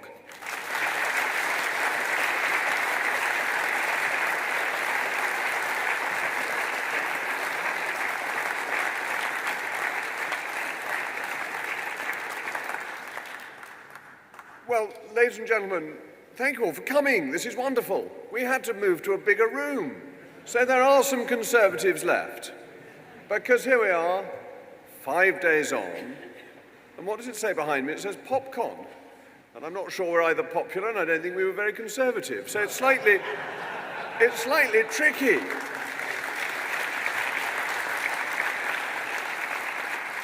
To have a conference under that name so soon. There's that great quip of Clement Attlee when he says to one of his ministers, a period of silence on your part would be welcome. And I have a feeling there may be people thinking that now, that a period of silence from us may be welcome. But it's not the right answer, because we need to look at where we are, how we've got here, and where we're going. But we need to be realistic as well. We are now in opposition. We have no power. Now, you saw this yesterday when there was that really important reshuffle of the shadow cabinet. And the problem is, it doesn't matter. And we have to get to grips with that. There's the story which you will know about after the 1997 election when a minister, former, who has lost his place, goes out, gets into the back of his car and is surprised that it doesn't move. We have to remember that we are in that position, that the car doesn't move, the chauffeurs have gone, the red boxes have gone, the power, the excitement, the charisma of power has been taken away from us. And we must not assume that we just come back automatically. There are all sorts of reasons why we will have suspicions of the socialists. But if interest rates come down a bit, economy picks up a bit, expectations are low, Wes Streeting is, I think, a very interesting figure. They build a few houses. After 1846, and again I'm going to exclude the great David Starkey from answering, when were we next back in majority power? 1874, 28 years. But don't worry, because in 28 years' time, I'll be about the same age as Joe Biden, and if the country, calls upon me to serve, I should be only delighted to do so, and I'll probably still know my way around Somerset. So what we need at this stage, in my view, is humility, but not despair. Because there is a strength in conservatism, as you've been hearing from the earlier speakers. Dr. Starkey didn't quite quote Margaret Thatcher, but he almost did when she said, the facts of life are conservative. And that's something we should always remember. It's why ultimately the left moves to the center. And we then get tempted by that when we've lost elections, and it is a mistake. And even for our failings, even for the inability to deliver what we believed in, 7 million people still voted Conservative, and the broader Conservative family won 11 million votes. So that's not too bad. And yes, I include Reform as the broader Conservative family. And sometimes families have their differences. But we need to reunite that Tory family and recognize that conservatism is more popular than the Conservative and Unionist Party. So we must think about what we can do. And there are three things. The easiest is that the job of the opposition is to oppose. And actually, having had to defend over the last few weeks some things that I thought were pretty ropey on doorsteps, opposition has its upside. It's quite easy. I went to Mass on Sunday morning, as you would expect. And as I was driving to Keynsham, there was a road, a small lane, where a whole load of rubbish had been tipped. It looked as if it had been tipped out of somebody's dustbin bags. And I thought, that's not my problem anymore. That's the problem of the government. They've got to clear it up. Opposing is something we should not be leery of in the right circumstances. But that is responding to events.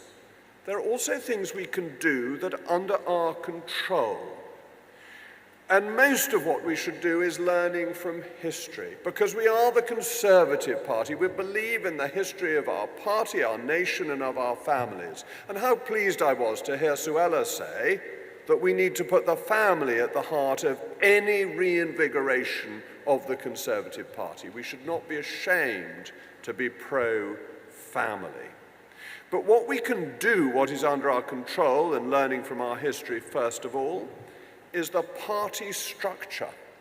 And we invented the idea of popular democratic activity after an election defeat in 1880. Disraeli's last election, when Gladstone won a large majority, our vote share and our number of seats went down heavily, and we set up the Primrose League. The Primrose League is really quite remarkable because those of you who remember it in its last days think of it as some frightfully fuddy-duddy, old-fashioned institution that gave out medals. But when it was founded, it was the first major popular political structure to give women the same involvement as men. It was really ahead of its time, and it worked out how to make politics fun. Now, you may look at what they thought was fun in 1880 and think that that may still be fun in the Rees-Mogg household, but probably not in too many other households up and down the country. And they gave each other medals, and they gave themselves titles and all sorts of things. But they had fun, they enjoyed it. And do you know that within 10 years, they had over 1 million members? And that became a campaigning force. It got people to register. In those days, registration wasn't compulsory, so your first effort was to get people on the register. At their peak, they had 2 million members. And when it started, people were laughing at it. They were thinking, you can't do this. But it created the first popular political movement in this country. If you wish to be more modern, you can move to what we did after the Second World War and Lord Woolton, who is really very important because he did a number of things. One, he got rid of the chumocracy in the selection of candidates. And you may say that there had been an element of chumocracy in the selection of candidates before the last election. He got rid of it at different times by banning one simple question. Prior to his reforms, when you went to appeal to an association, pretty much the first question they would ask you was, how much can you donate to the association to keep it going? It wasn't quite rotten boroughs, but it was heading in that direction. Woolton introduced a rule that candidates could give no more than, if I remember rightly, £100 a year to their own association, so that you couldn't have people buying membership of Parliament. But he did much more than that. He worked out that you had to have a local base for your party activity. And I imagine all of you here know the local base in your own area and have seen it decline in recent years. Can I thank you for what you continue to do for your local base, because it is still fundamental where it exists. But by 1950, Lord Woolton ensured there were 527 out of the 542 seats in England and Wales that had agents.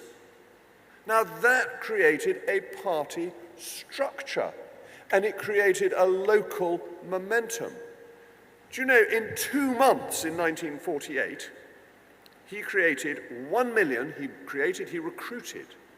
1,049,000 members by getting a structure and getting it to work and making localism happen. And that gave us the ability to campaign locally It was also enjoyable, but it had a second string to its bow, something that still exists.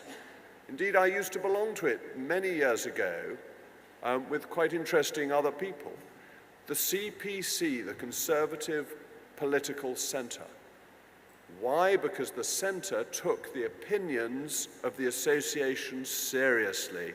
And when they sent in their thoughts and their views about how we should be governed and what policy should be, they were thought of highly in central office. So you had a local structure and you had a central office that minded about the localities.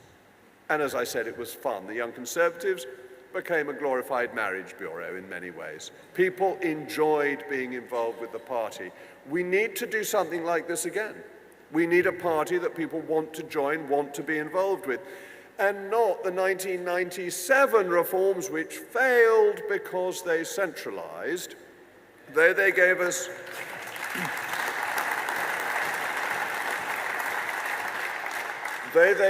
one important thing, and that is the vote for the leader of the party. Now, if any of you belong to Conservative associations, bear in mind that rule can only be changed if Conservative association chairmen agree to it. Do you want me to tell you how hanging, drawing and quartering takes place? Because that's what you should do to your association chairman if he even thinks, or she thinks, of voting to take away your vote. Democracy must never be rolled back. And the idea that the MPs are so wise and know better than our members, well, look who they gave us and look who the members gave us.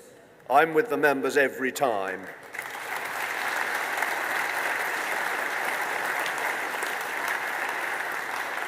So we need a party structure, and that is under our control. It's something we can do, and we can be ambitious. No one thought Wilton could do it. Nobody thought the Primrose League would do it. No one thinks you can create a modern mass movement nowadays. Oh, yes, you can. You just need to work out how and get on with it and have some effort, some spirit, and some work. But we need policy too. And we worked out policy again, 45 to 51, and as we've heard before, after 75. 45 to 51, it was Rab Butler. He came up with policies that made conservatism acceptable in an essentially socialist Britain, which was quite a clever thing to do. It wasn't red-blooded conservatism, but it had some greater freedoms than the socialists were willing to allow. Keith Joseph, we know, is so fundamentally important in what Margaret Thatcher went on to do, and in knowing what the principles were, what underpinned what we believed in, then became the detailed policies which could then be implemented. And this is where opposition is, in a funny way, refreshing, because government makes it very hard to think through, work through, implement new policies, because the minister is always being rushed off to some grand event. I mean, you see this with the poor Prime Minister immediately. He's straight off to the NATO summit. This makes it very hard to get on with deciding what policy should actually be when there are so many pressing and important distractions. But the policies we evolve must be based on our principles. And what are conservative principles? Well, we back the individual first. The individual before the state. We oppose the large state. We do not think the interests of the collective justify destroying an individual. That is crucial. We believe in the family. We believe that there is a tension between the family and the state, and that the state seeks to accrete power to itself, and the family is a bulwark against that. So we believe in the individual, the family, we believe in liberty. We believe, and this could have been said, was said, at meetings of the Primrose League, that we believe in our Constitution. And our Constitution has been ravaged, and Brexit begins to give us the ability to put it right, but it's not an ability we have used whilst we were in government. And what is our Constitution? Well, it's the rule of law. When I say the rule of law, it's the rule of the common law. The common law that has evolved since the reign of Henry II and underpins all our other freedoms. Our Constitution is based on freedom of speech within the common law, because that protects you from the corruption of bad lawyers or malevolent politicians. It's democracy. We need to be able to remove people. And one of the things I loved about being an MP, and particularly an MP for a county seat, not one of these new boy borough mongers, was that there is a continuity of representation of your county that predates 1265. That's when the boroughs came in. It's not when Parliament was established. The King had called Knights of the Shires before, and they came to represent their communities and seek redress of grievance. That antiquity of the origins of our democracy. And yes, look, it's not referendums all the time, but it brings the political nation close to the people. That is of such antiquity. It's fundamental to our constitution. And of course, the rights of property, which we were trampling over at the end of the last Conservative government, which was deeply shameful, and I opposed every effort to trample on the rights of property and entering into free contract. We need to have those four pillars of the Constitution. We need to restore the Constitution to the Dyson view of the sovereignty of Parliament. Why? Not because MPs and peers are great people, though they are, wonderful people, but because they represent you and me, ladies and gentlemen. They are there to ensure we are properly governed. So that is the challenge, the party structures, the opposition, and the policy that we need to have ready to implement. An opposition in this sense is a great opportunity.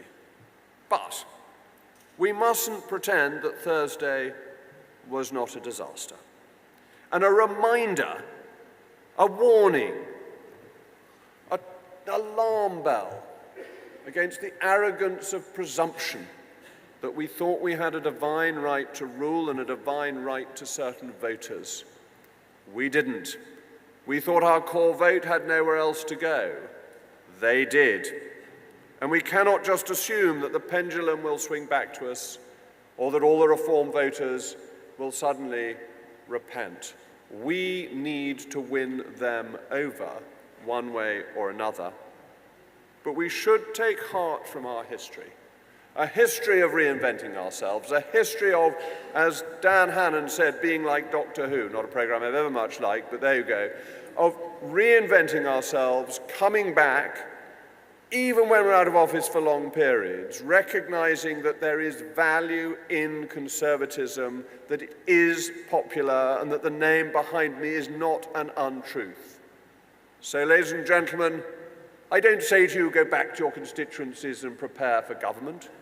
I say back to your constituencies and put ashes on your roses, because from the ashes of disaster grow the roses of success.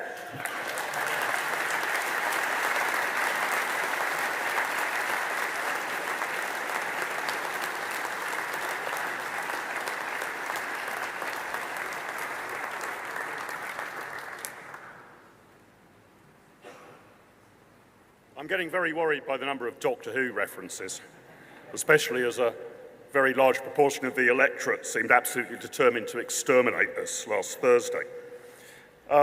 We heard a little bit from Jacob there about structures that the party might need, and we've heard a lot about ideas and policy. But to consider the transformation of the party itself and how it should operate, I'm delighted to introduce our last speaker before we go to our panel discussion. A former member of the European Parliament, which means he knows inside the mind of Nigel Farage. True 18 certificate imagery there. He has become, our next speaker, a leading voice for the grassroots of the Conservative Party, and as chairman of CDO, a key proponent of party reform. Please give a very warm welcome to David Campbell-Bannerman. David.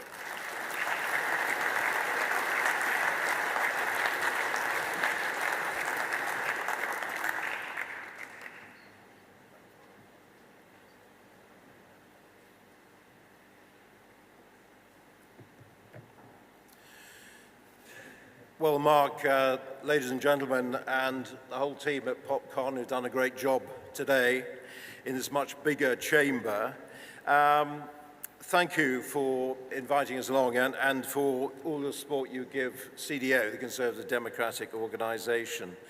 I should just say up front, I'm very sorry that Liz Truss lost her seat. Obviously, she's very key to PopCon.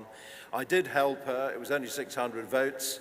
I would point out that the so-called independent candidate, James Bagg, got 6,000 votes and had some very interesting company.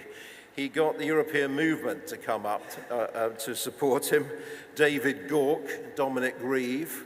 So that's what they were up to, and all I can say is keep battling on, Liz, because you are a great voice for the battle of ideas on both sides of the Atlantic.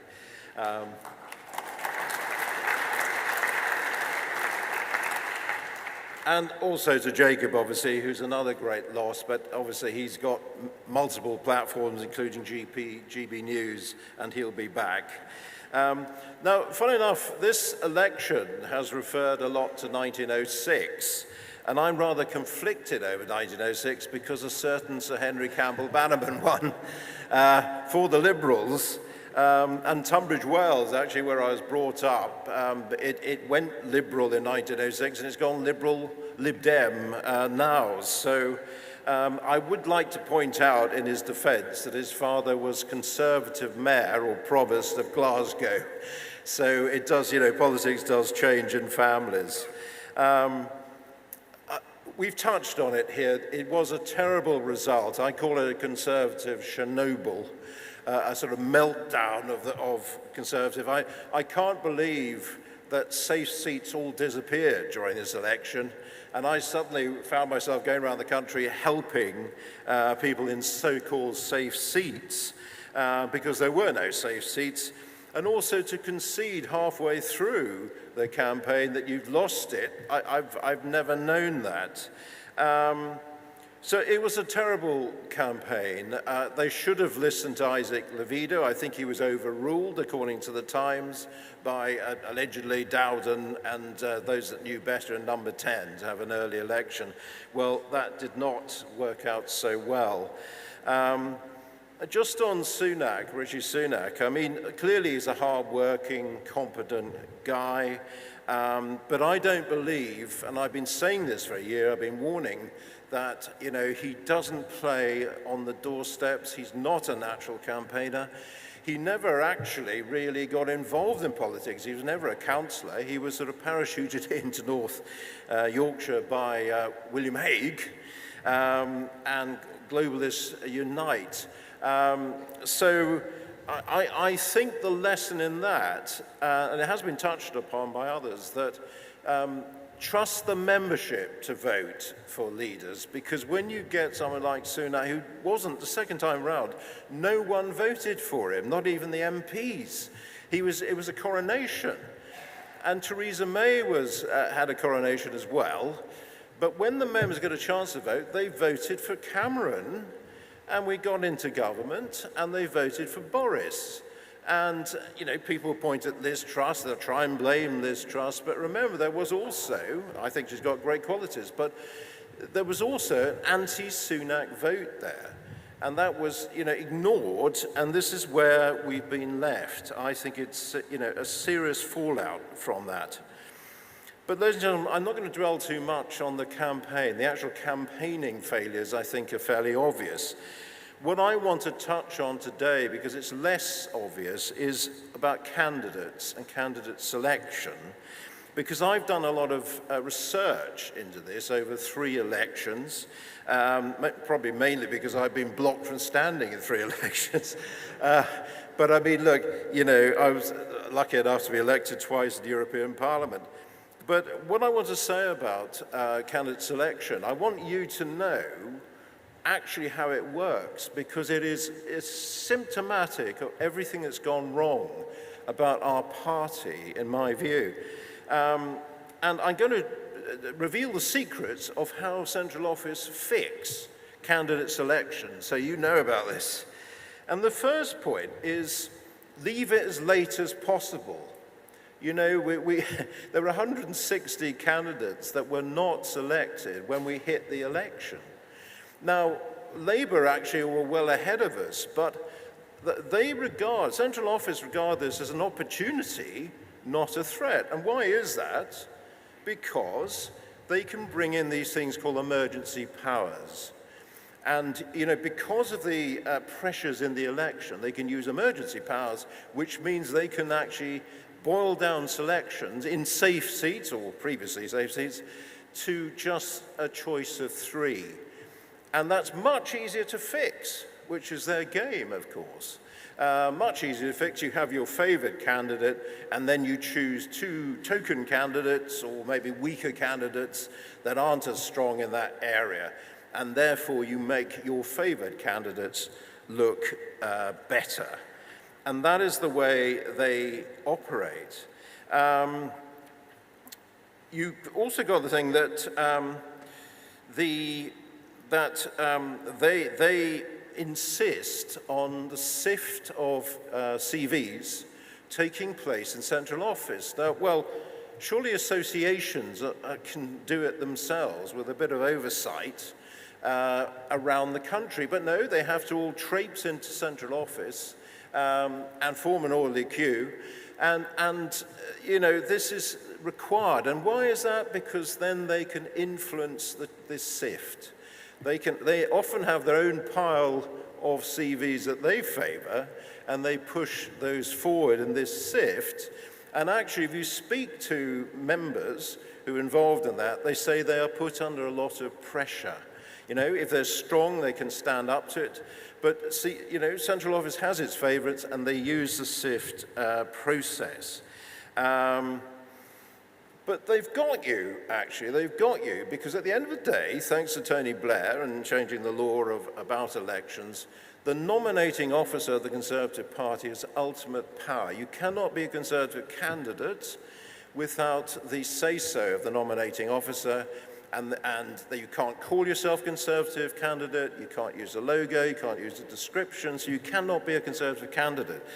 And what this means, and there's a case, Dan Hannan, and I'm so pleased he's in the Lords, he's a wonderful speaker and has done so much for Brexit, but he was in the running for Aldershot in 2017. This has been going on a long time. And if you remember, the Times reported on this, that the Aldershot Association was in central office saying, we want Dan Hannan. And they said, no, you can't have him. And they stopped it.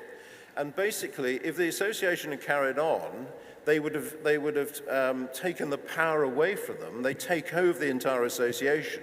And then ultimately, the nominating officer decides who the candidate is. So they have ultimate power.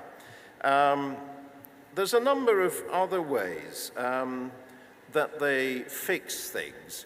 And one of them is the way that you're categorized as a candidate. And there's some good people here, I know some of them, who have been turned away or been hit by some of these categories. Categories like deferrals and development and, more training is needed. I personally was deferred, which meant I could apply anywhere. I was on the comprehensive pass, except I could apply nowhere because the candidates committee blocked me from standing every 3 months.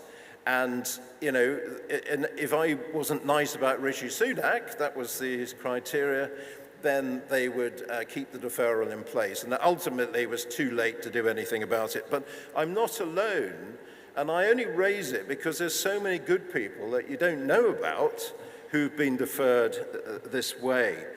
And this is a cop-out. All this, why do people need all this training? I mean, I'm sure it, central office probably actually gets a big budget for training all these people. But, my local chairman of my local association, former chairman, he was blocked from standing because they wanted him to do lots more training. Well, he's run an association, he's raised tens of thousands with the association, he's become a councillor. How much training does he need? But this is all part of fixing things. And some very good candidates have been stopped. But again, this is about fixing. Why is it? Because they don't want good candidates getting in the way of those they prefer. They use all these devices to stop people getting in the way, because the last thing they want is a good local candidate or, you know, someone that can match their preferred choice. And I'm afraid the reality is that the selection procedure is corrupt. I don't use that word lightly, it is corrupt.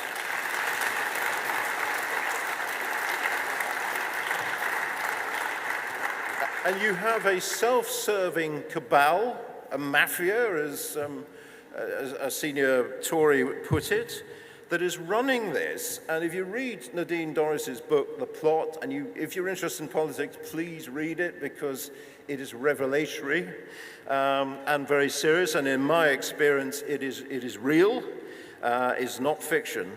You know, this is very, very serious. So, ladies and gentlemen, that was a focus on candidate selection, which in this election became, you know, very serious, including the excellent Lord Frost, you know, was caught up in this. And the point is, you know, that is unacceptable.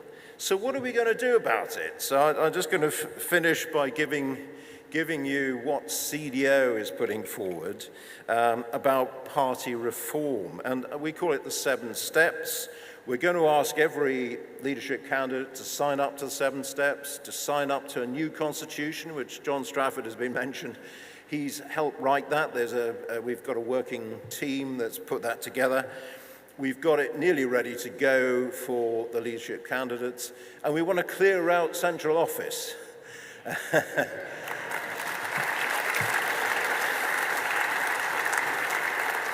We have a plan. They stopped mentioning the plan. Well, we've got a plan. So, ladies and gentlemen, the 7 steps, very briefly. Firstly, we want an elected party chairman. Now, why do you have an elected party chairman?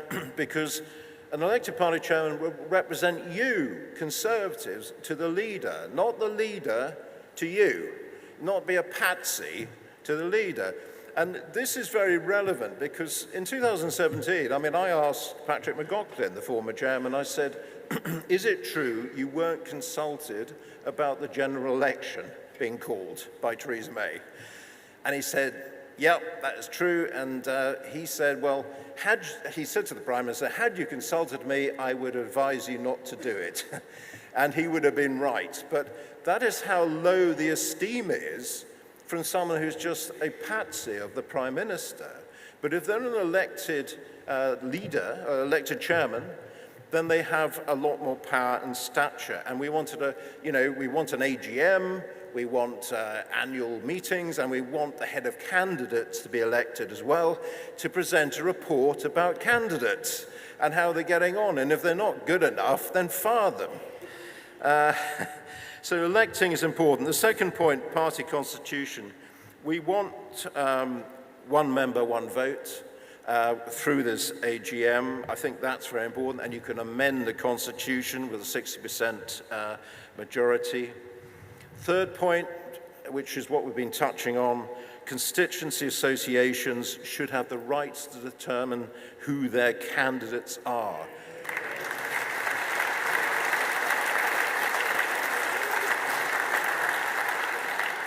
And they should be able to choose an MP and to get rid of an MP, to deselect them too. And central office should have a very minor role in this, apart from eliminating the sad, mad and bad. You know, that is really what their role is, a quality control check, basic checks before you get to that point. They should not be in the business of fixing everything to the detriment of many good candidates. The fourth point is a spring conference, which is a grudge conference, March, where, you know, nothing much happens. There's a convention, but we want to turn it into a policy conference, where ministers or shadow ministers now will come along and listen to members about their policy ideas. There's no commitment, but they will listen. Now, policy matters, as I'm sure you'll know. CPC, I got involved in policy, and that's how I sort of got into conservative associations. So a policy conference, I think, will to re-energize. Remember the old conferences of old where you had these amazing debates and they printed all the associations, all the resolutions they had and all sorts of policy. All of that's gone. It's like a sales conference now, party conference, and you get people back. The party conference, by the way, should be run more by volunteers, not for money, not in expensive places. CDO had a conference in Bournemouth, which went really well. I love Bournemouth. What a great place to have a conference. Let's go back to Bournemouth, shall we? Sixthly, election of party leader, again being touched upon. It is important, but this should be within the main constitution. You've got the 1922 committee with some strange powers. At one point, by the way, in 2016, you only needed a proposer and a seconder to stand for leader. Last time, it was 100 MPs you needed. And these are the same rules that get moved around by the 22. So it should be part of the main constitution. And finally, we need a constitutional commission to look at all of this. And I think that is well overdue. So, ladies and gentlemen, that's our 7-step reform with a new constitution, the detail of it, and we're working on this plan for central office, so watch this space. So thank you for listening, and please do support CDO. It's on the website, and thank you again, PopCons, for this excellent conference. Thank you. Yes.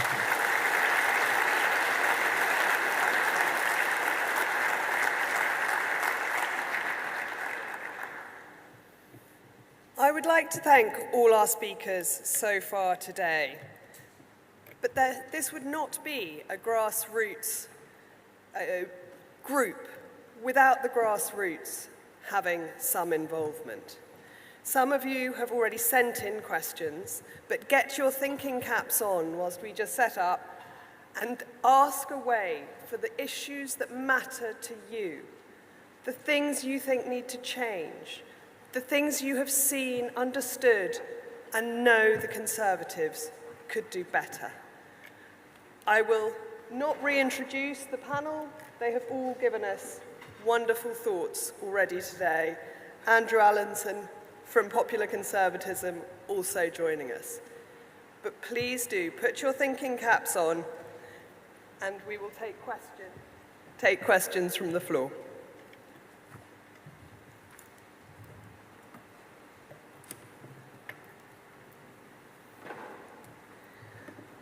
Right, now, I'm blinded. Over to the left. If we could get a microphone to the gentleman. Thank you very much. I'm pleased I stayed to the end to hear some of your comments about candidate selection, because I've had the privilege for the last 20 years to help to coach candidates who were going forward. And I very much see the problems. This time round, we had a situation where the same people who ran the ship onto the rocks reserved the places in the lifeboat for themselves. And it was an appalling failure of leadership, a really nauseating spectacle to start the election off with. And how can we claim to promote meritocracy when we're running a matocracy ourselves in the selection of candidates? So there are a couple of things I'd like to add to the list that David came up with of suggestions. First one is, I'd like to see... I'm going to have to interrupt you. This is absolutely wonderful. Please do feed in, but we are so tight on time. The questions are going to have to be short and snappy. Absolutely. Do you agree that we should scrap the emergency selection procedure and replace it with a do-your-job procedure where CCHQ fill the roles as they become available? Because it's always abused. Thank you. And also there's a gentleman just in front.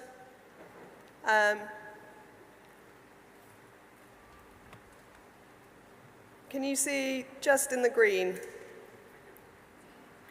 Thank you. Could you give your name Sorry, as well? My name is Andrew McHugh. I'm the Treasurer of the North Oxfordshire Conservative Association. Really, this is a question for Dr. Starkey. We've had a lot about history today. In 325, the early Christian church had a Council of Nicaea, which came up with the Nicene Creed. Is it time for us as conservatives to have a similar conference to actually define what real conservatism means? Thank you very much. And perhaps if we could get a microphone to this gentleman in the front here.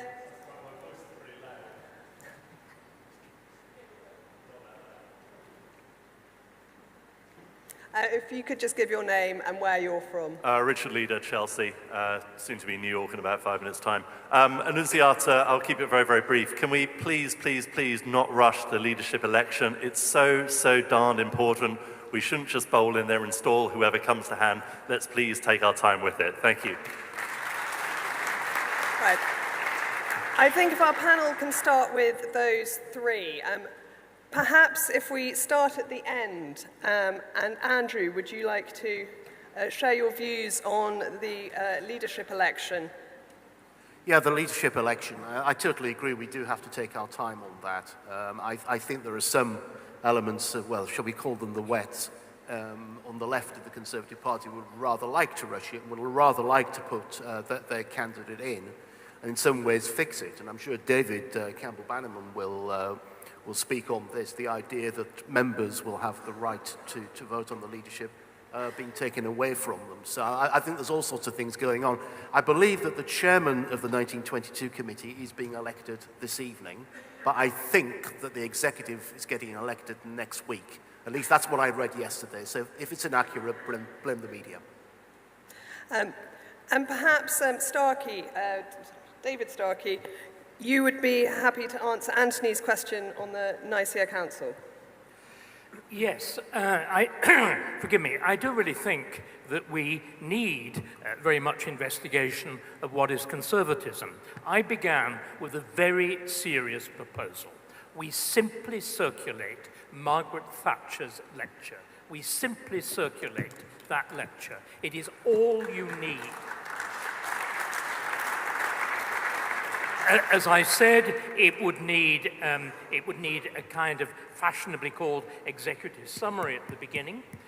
It would need possibly a postscript in which one looked at why straying from it had been so catastrophic, and also, as it were, tying to specific problems now. Can I just go back, however, to the question that you've just answered now, this entire issue of popular involvement in the party. Jacob was absolutely spot on. It is not simply that the idea of popular involvement in politics on a sustained scale is invented by the Conservative Party in the 1880s. It is Disraeli who first recognizes that the ordinary man, as it was then, is patriotic, is a worthy recipient of the ballot, the Great Reform Act of 1867, which is the genuine beginning of democracy in Britain. There are earlier forms of representative government, but actually a mass electorate is the creation of the Conservative Party. We have to recover that. We've also got to recognize there is deliberate conspiracy against the notion of democracy. Democracy is now a dirty word. Have you noticed democracy is Greek, which is, we all love it, but we have this strange notion democracy is about the protection of minorities. I thought it was about rule by the majority. How had I got it wrong? There's also, the moment you put democracy, which just means the rule of the people, into Latin, and you say populist, it suddenly becomes a dirty word. We are going to have to recover. And I think the future is on our side. I am absolutely, this is what we are forgetting. Starmer's government will fail. It will fail because it's a contradiction. It says it can bring about growth through regulation. This is a nonsense. It will fail on the grounds of contradiction. It will fall into our lap, providing we've acknowledged the basic truth that the elites are them, we represent and are genuinely popular. We've lost that. We have to recover it.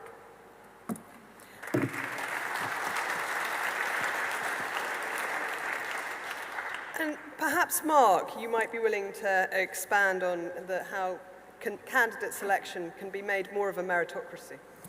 Yeah, I mean, look, I think there is a there is some sort of role for central office here, right? I mean, there probably does need to be some approved list of candidates. If you want to be a Conservative candidate, I don't know, you've got to go through criminal records check, that kind of thing.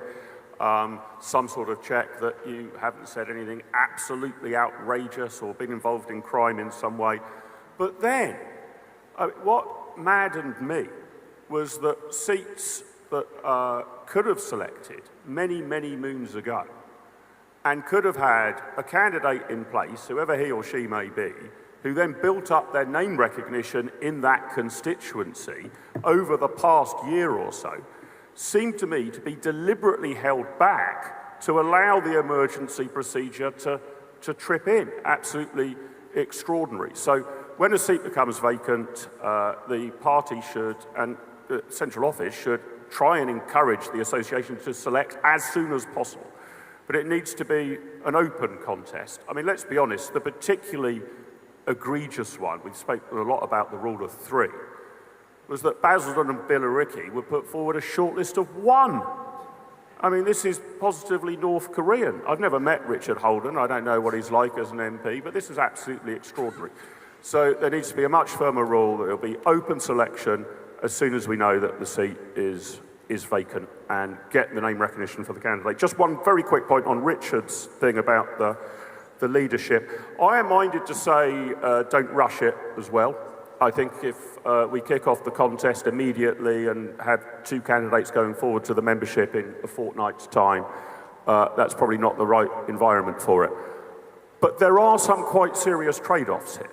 I mean, the Labour government's first budget is going to be in September. And we, I think, are going to need to muster some pretty serious opposition to that.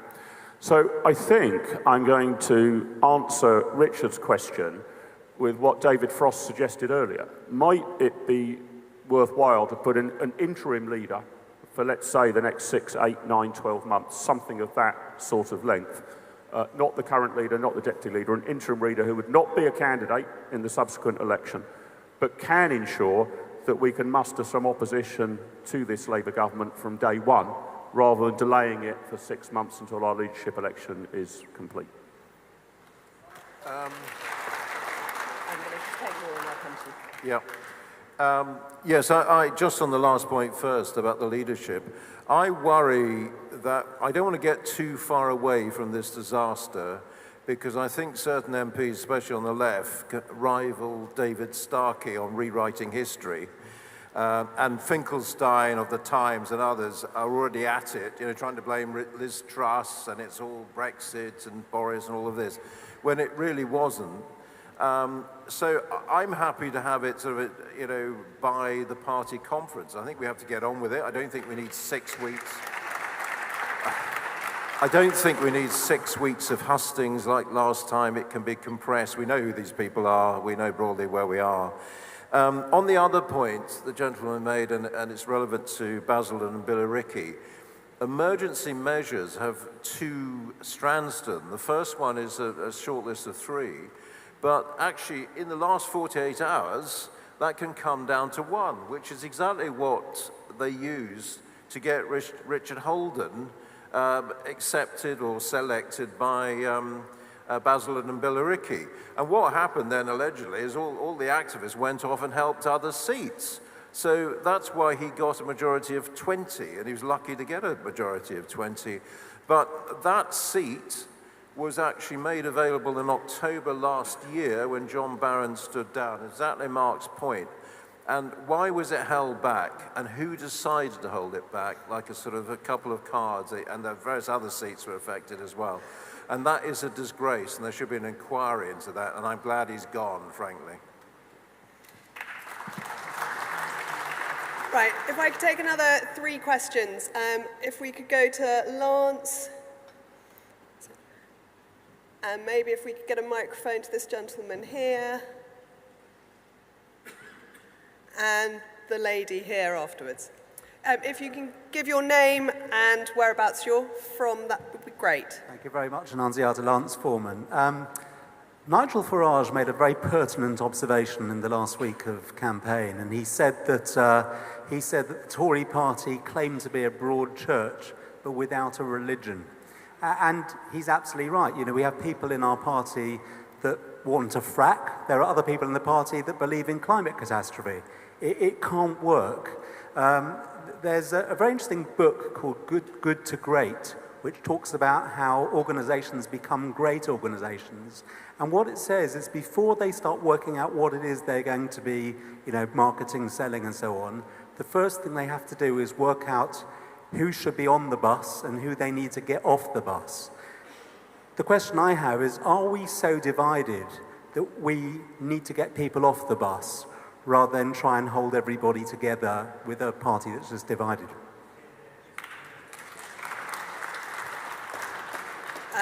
And your name and whereabouts you're from too, please. Thank you. Andre from South Islington. Do our speakers agree that a primary reason for the Conservative loss is party disunity? Setting up readyforrishi.com in December 2021, the leaking and scheming by MPs like Michael Gove and even Kemi Badenoch encouraging cabinet members in WhatsApp groups to resign from Johnson's government. Thank you very much. And the lady just here. Thank you very much. No, I was just quite interested seeing how the results came in on the night and the results of the Liberal Democrats. And actually, today, obviously, we've been talking very much about the reform movement and how we take that position on the right. But I was looking throughout the campaign, and it was quite difficult being on the doorstep to remind people that actually conservatism needs to be compassionate, caring conservatives. And particularly when the Liberal Democrats got their results, thinking about their policies on social care, just how we're going to prove to people that we are caring, compassionate conservatives, really aware of those things, those real things that are really hurting people, the long waiting lists, the difficulties seeing doctors, and social care packages, particularly for people that need extra support. So that's something I'd be really interested in, well, with hopefully popular conservatism to exist. I think that message of caring, compassionate conservatives needs to really come through. Thank you. And if I could have one more. The gentleman at the back, if we've got a microphone.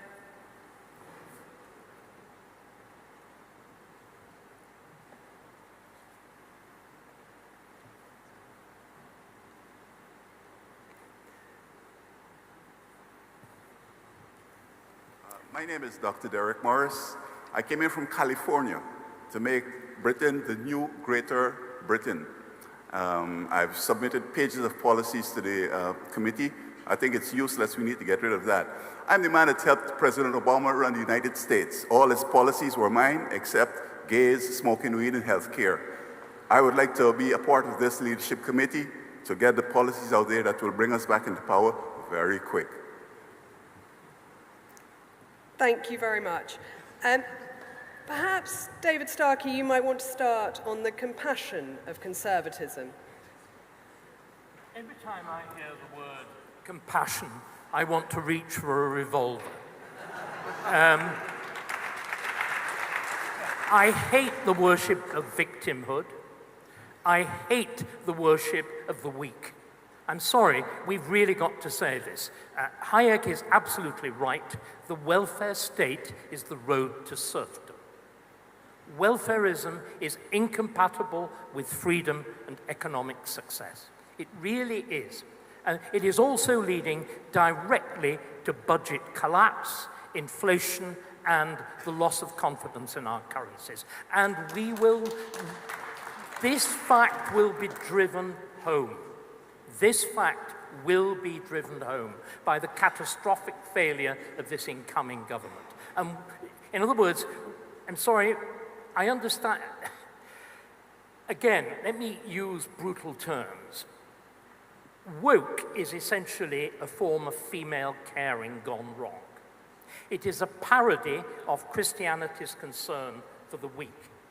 It is Nietzsche's parody view of Christianity.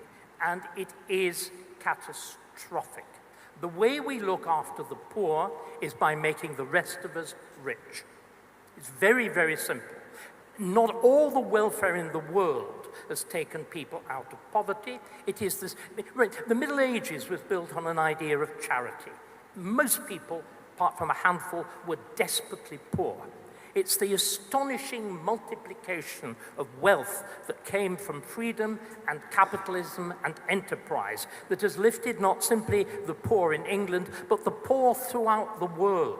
If you look in China, if you look in India, if you look in Southeast Asia, they have risen not because of foreign aid, that wonderful, which again is yet another idiot form of compassion. As my former colleague at LSE, Peter Bauer, said, it is taking money from poor people in rich countries and giving it to rich people in poor countries. What has lifted them out, what has lifted the world out of poverty is freedom of enterprise, freedom of thought. And you know what? These things do carry also fundamental forms of social responsibility. Real charity, the extraordinary activity of the great Victorians, the men who'd built the vast fortunes, the Cadburys, the Rowntrees, and so on. That is what we should be looking for. And of course, Labour and disgracefully, shockingly Cameron effectively statized, took over charity. We need to recover this wonderful thing that the English-speaking people gave to the world in 1601 with the Charitable Causes Act. So, sorry, we've got to alter the narrative. You see, so again, the moment you use the word compassion, the moment you talk about that wetsuited idiot who, you know, whose real contribution to public life is the post office scandal, Ed Davey, the moment you start using his language, we've lost. We've got to take control of the language. Sorry.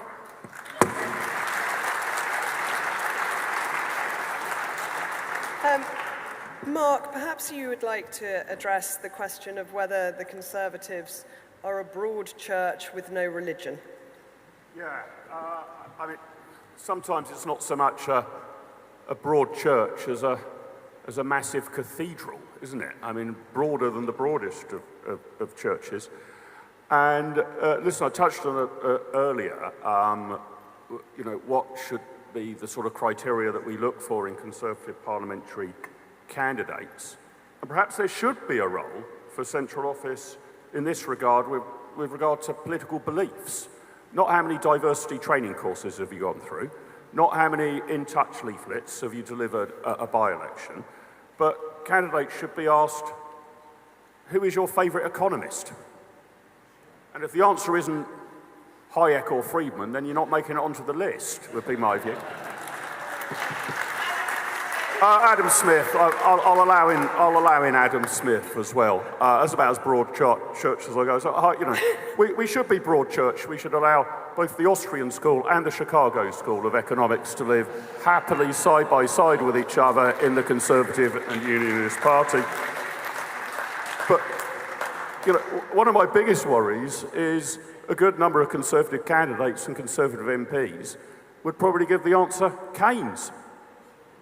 Or possibly even Marx. That is too broad church. So I think that we need to test out the beliefs of our candidates, not just their perceived competency through some weird training programme. That would be a useful function that the central party could perform.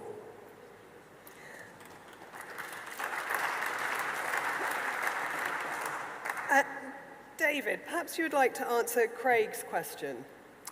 Yeah, I think you're referring to the WhatsApp with Kemi saying go, go, go to the other ministers. Is that what you refer? Yeah. It's actually one of the CDO lords, Lord Greenhow of London. He was deputy mayor with Boris. He put that out, and it does show a very childish behaviour where she's encouraging other ministers to resign to bring down Boris. And I think that's pretty shameful, actually. And will be held against in this leadership battle. Do you want me to respond to Lance? Or, yeah. Lance, nice to see you here. I was just going to say, it's interesting, like Broadchurch, etc., and how we work together. There's a wider issue about how we work together. I'm thinking at the moment that we might end up where we did in the referendum, which is you have, the same aims, Reform and us, but we go about it in different ways. And Nigel is so good at the grassroots, which is what the Go movement did in the referendum. And Conservatives are better at parliamentary experience and, that sort of level. So we might end up kind of working together. And I think talk of any merger, whatever, is premature. And, I know Nigel actually did the right thing in 2019, and he got a lot of grief for it, for pulling out in order to get Brexit done. And I respect that, and I don't think we just rush into deals, because that's unfair on Nigel and Richard Tice. I think working together in some kind of harmony would be good, and see what happens next.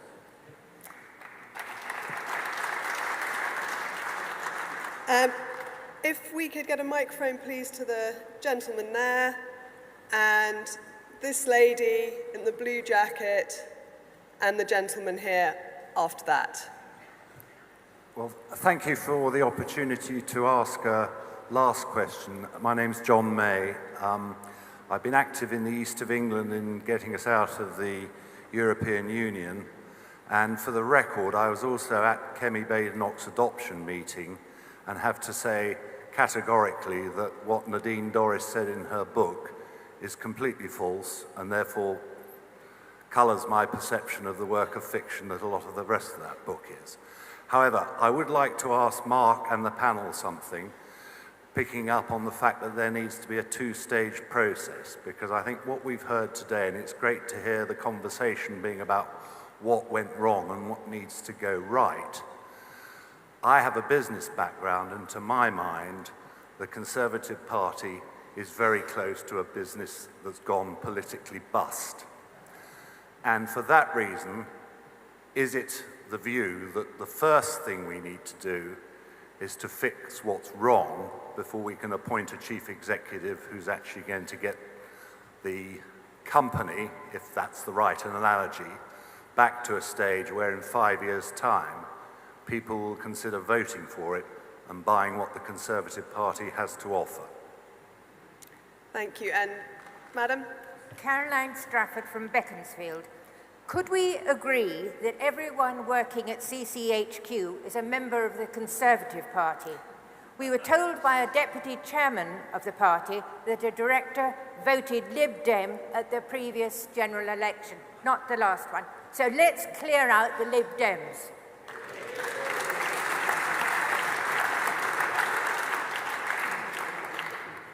And it was this gentleman here, if we've got a microphone. And if we can keep them quite short, we've only got about 8 minutes left. We will get through as many as we possibly can. Thank you very much. Simon Forthorpe, councillor from Bromley, the only free speech council in the country. And we are leading the way at a local level. And I just wonder from the panel, what else can we do at a local level to lead the way and show that conservatism can work? Thank you, and this gentleman. Yeah, my name's Andre Camilleri, and I'm a county councillor from Nottinghamshire, Mansfield in Nottinghamshire, the hotbed of reform. Just going back to the leadership, if we leave the leadership for 6 or 8 months, that will take us into county council elections, and we'll get whitewashed at the elections, especially where I am, in Mansfield and Ashfield. Reform is strong there. I've already been contacted to join them. They're looking for people like me to organise and get ready. Now, if we dither about and don't get the job done, because that's what we're good at, talking about not getting the job done, we'll get whitewashed at next year's county council elections, and we'll have nobody to speak up for us anyway. Thank you. And what would you do? What would you suggest that we do to counteract the reform problem? Perhaps if we start with the last first. Andrew, would you like to address the timings again, but with reference to the very important county council elections? We also have them where I live in Lincolnshire, and I know this is a big concern for many people. Yeah, as in what is going to happen next year and countering reform. Yeah. Well, I think what the Conservative Party has got to be is conservative again. It really is as simple as that. I mean, Caroline Strafford made an excellent point. You know, in Parliament, we've had a parliamentary party that would be much more at home with the Liberal Democrats or with the Blairites. They're simply not conservative. And of course, if you cast your mind back to late 2005, a certain David Cameron was elected leader of the Conservative Party. He came up with his A-list. He came up with all sorts of candidates that he wanted to push forward to try and present the Conservative Party as being a broad church. And they simply weren't conservative. I didn't recognize them as conservatives, and it's hardly surprising that the party has got itself into this situation. So I heard, I think it was Mark's speech right at the very beginning, where he said that nature abhors a vacuum, and certainly that applies to politics. And I'm afraid, you know, when the Conservative Party decided to stop being conservative, it just left the pitch, allowed reform to take its place. And it's hardly surprising that we are where we are. Mark, John asked if we were a political party, it looks like we're going bust, should we fix the company before getting a new CEO? It's an interesting analogy, John. Good to see you. But I actually think that it's the job of the new CEO to fix the company. I don't think you put it, that's the way round it needs to be. I want to hear from the leadership candidates whenever they emerge, whoever they might be, what is their plan to fix the company? We haven't gone bust, but you know, our share price has fallen through the floor, right? And it's not obvious that how much lower it could go. So it seems to me the point of the leadership election is to find the leader who can turn this tank around. And that's what they should be held to account for. They will need a number of other skills as well, good parliamentary performers, good on television, that sort of thing, good policy thinker. But the urgency now is to find a leader who can stem the bleeding and rehabilitate the patient. It was put to me by one journalist that we're not so much looking for a new leader of the party, we're looking for a necromancer who can bring something back from the dead. And I'm extremely interested in working out who that person might be. I genuinely don't know at this stage, but that needs to be front and centre. On the timing of the leadership election, I mean, I just wonder whether we should straddle party conference. That we've got, you know, although we have a diminished number of MPs, we have a reasonable number of newly elected MPs who won't know their more established colleagues particularly well. I'm not sure I'd want to force them into a decision in the course of the next 2 or 3 weeks. Why could the parliamentary party not vote upon our return to Westminster in September, put forward 2 candidates to the membership, have those 2 candidates do a husting at Conservative Party conference, put the ballot papers out about then, and have the new leader in place when conference season ends, there or thereabouts. That seems to me a pretty sensible way of doing it. I think I am just going to quickly move on to the last questions I'll be taking. If they can be very quick, that would be amazing. If we could bring a microphone to the lady here and gentleman there. And I just saw a hand that I've now lost. And the gentleman on the first row of the back. Is it my turn? Hello. Hi, my name's Laura Weldon. I was the parliamentary candidate for Pontefract, Castleford and Nottingley at the last elections. Obviously, a lot of people in this room are volunteers for the party, activists, and that seems to have been missing from the discussion today about how our volunteers and activists are treating. I was on a call shortly after the local elections where a now disgraced senior party figure threatened to put the screws on candidates in terms of activism after the local elections.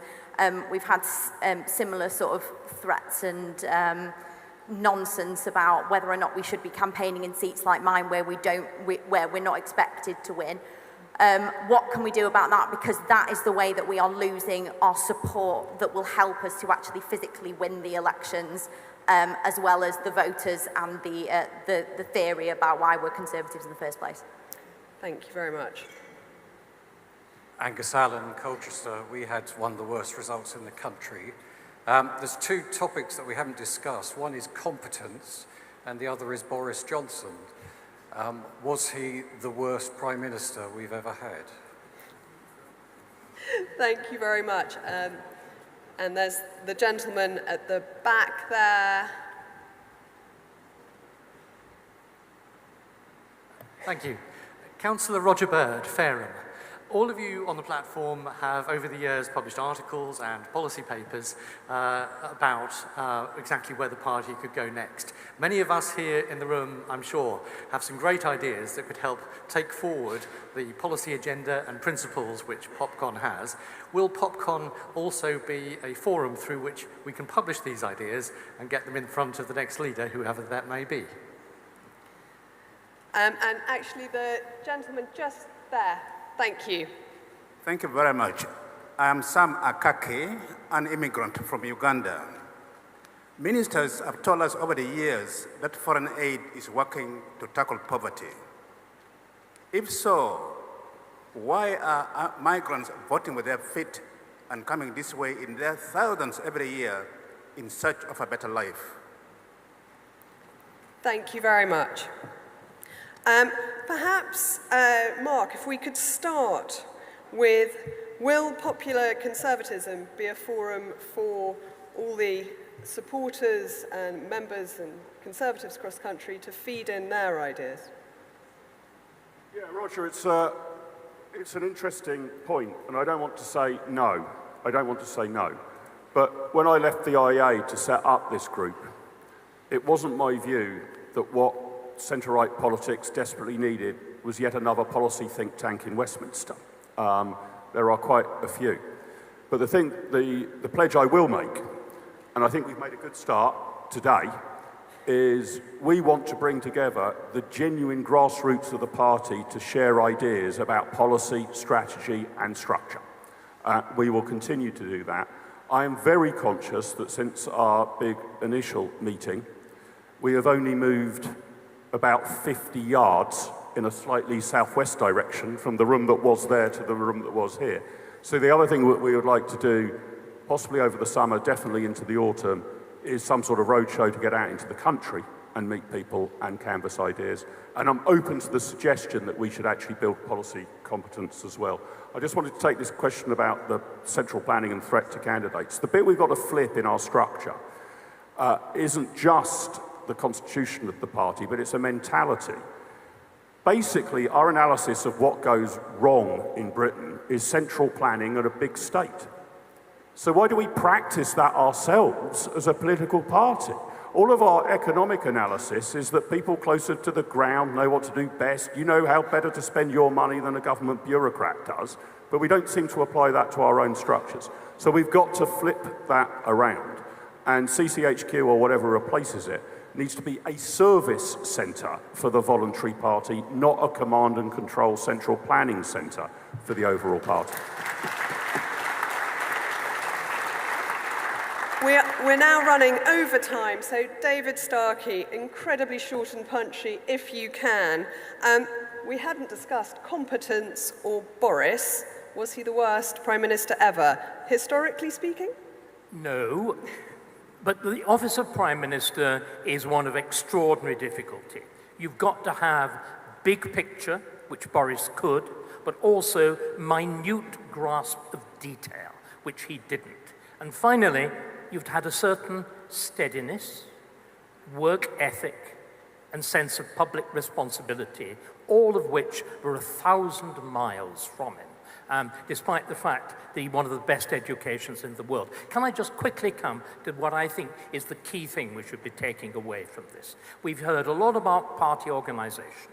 We've heard a lot about candidate selection. We've heard a lot about, if you like, Tory philosophy.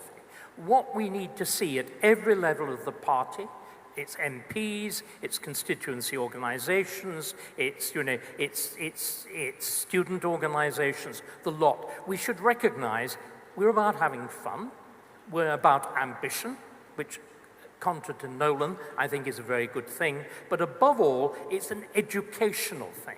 We need to be learning ourselves, we need to be teaching others, and it's something that is profoundly satisfying and profoundly worthwhile, and we have failed at miserably, which is why the left has captured public discourse. We need to be popular, but we need to recover that great mission of popular education.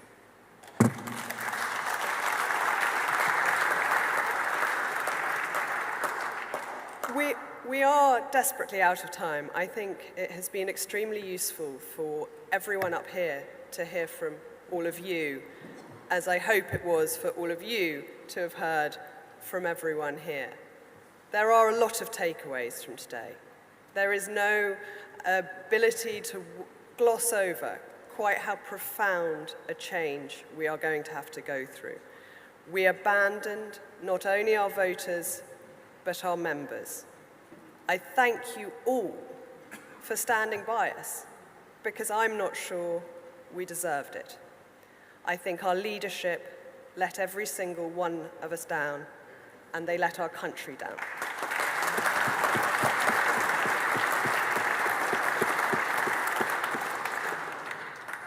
We have heard from the speakers today of the philosophy, the values that we need to reclaim as our own because they are conservative values.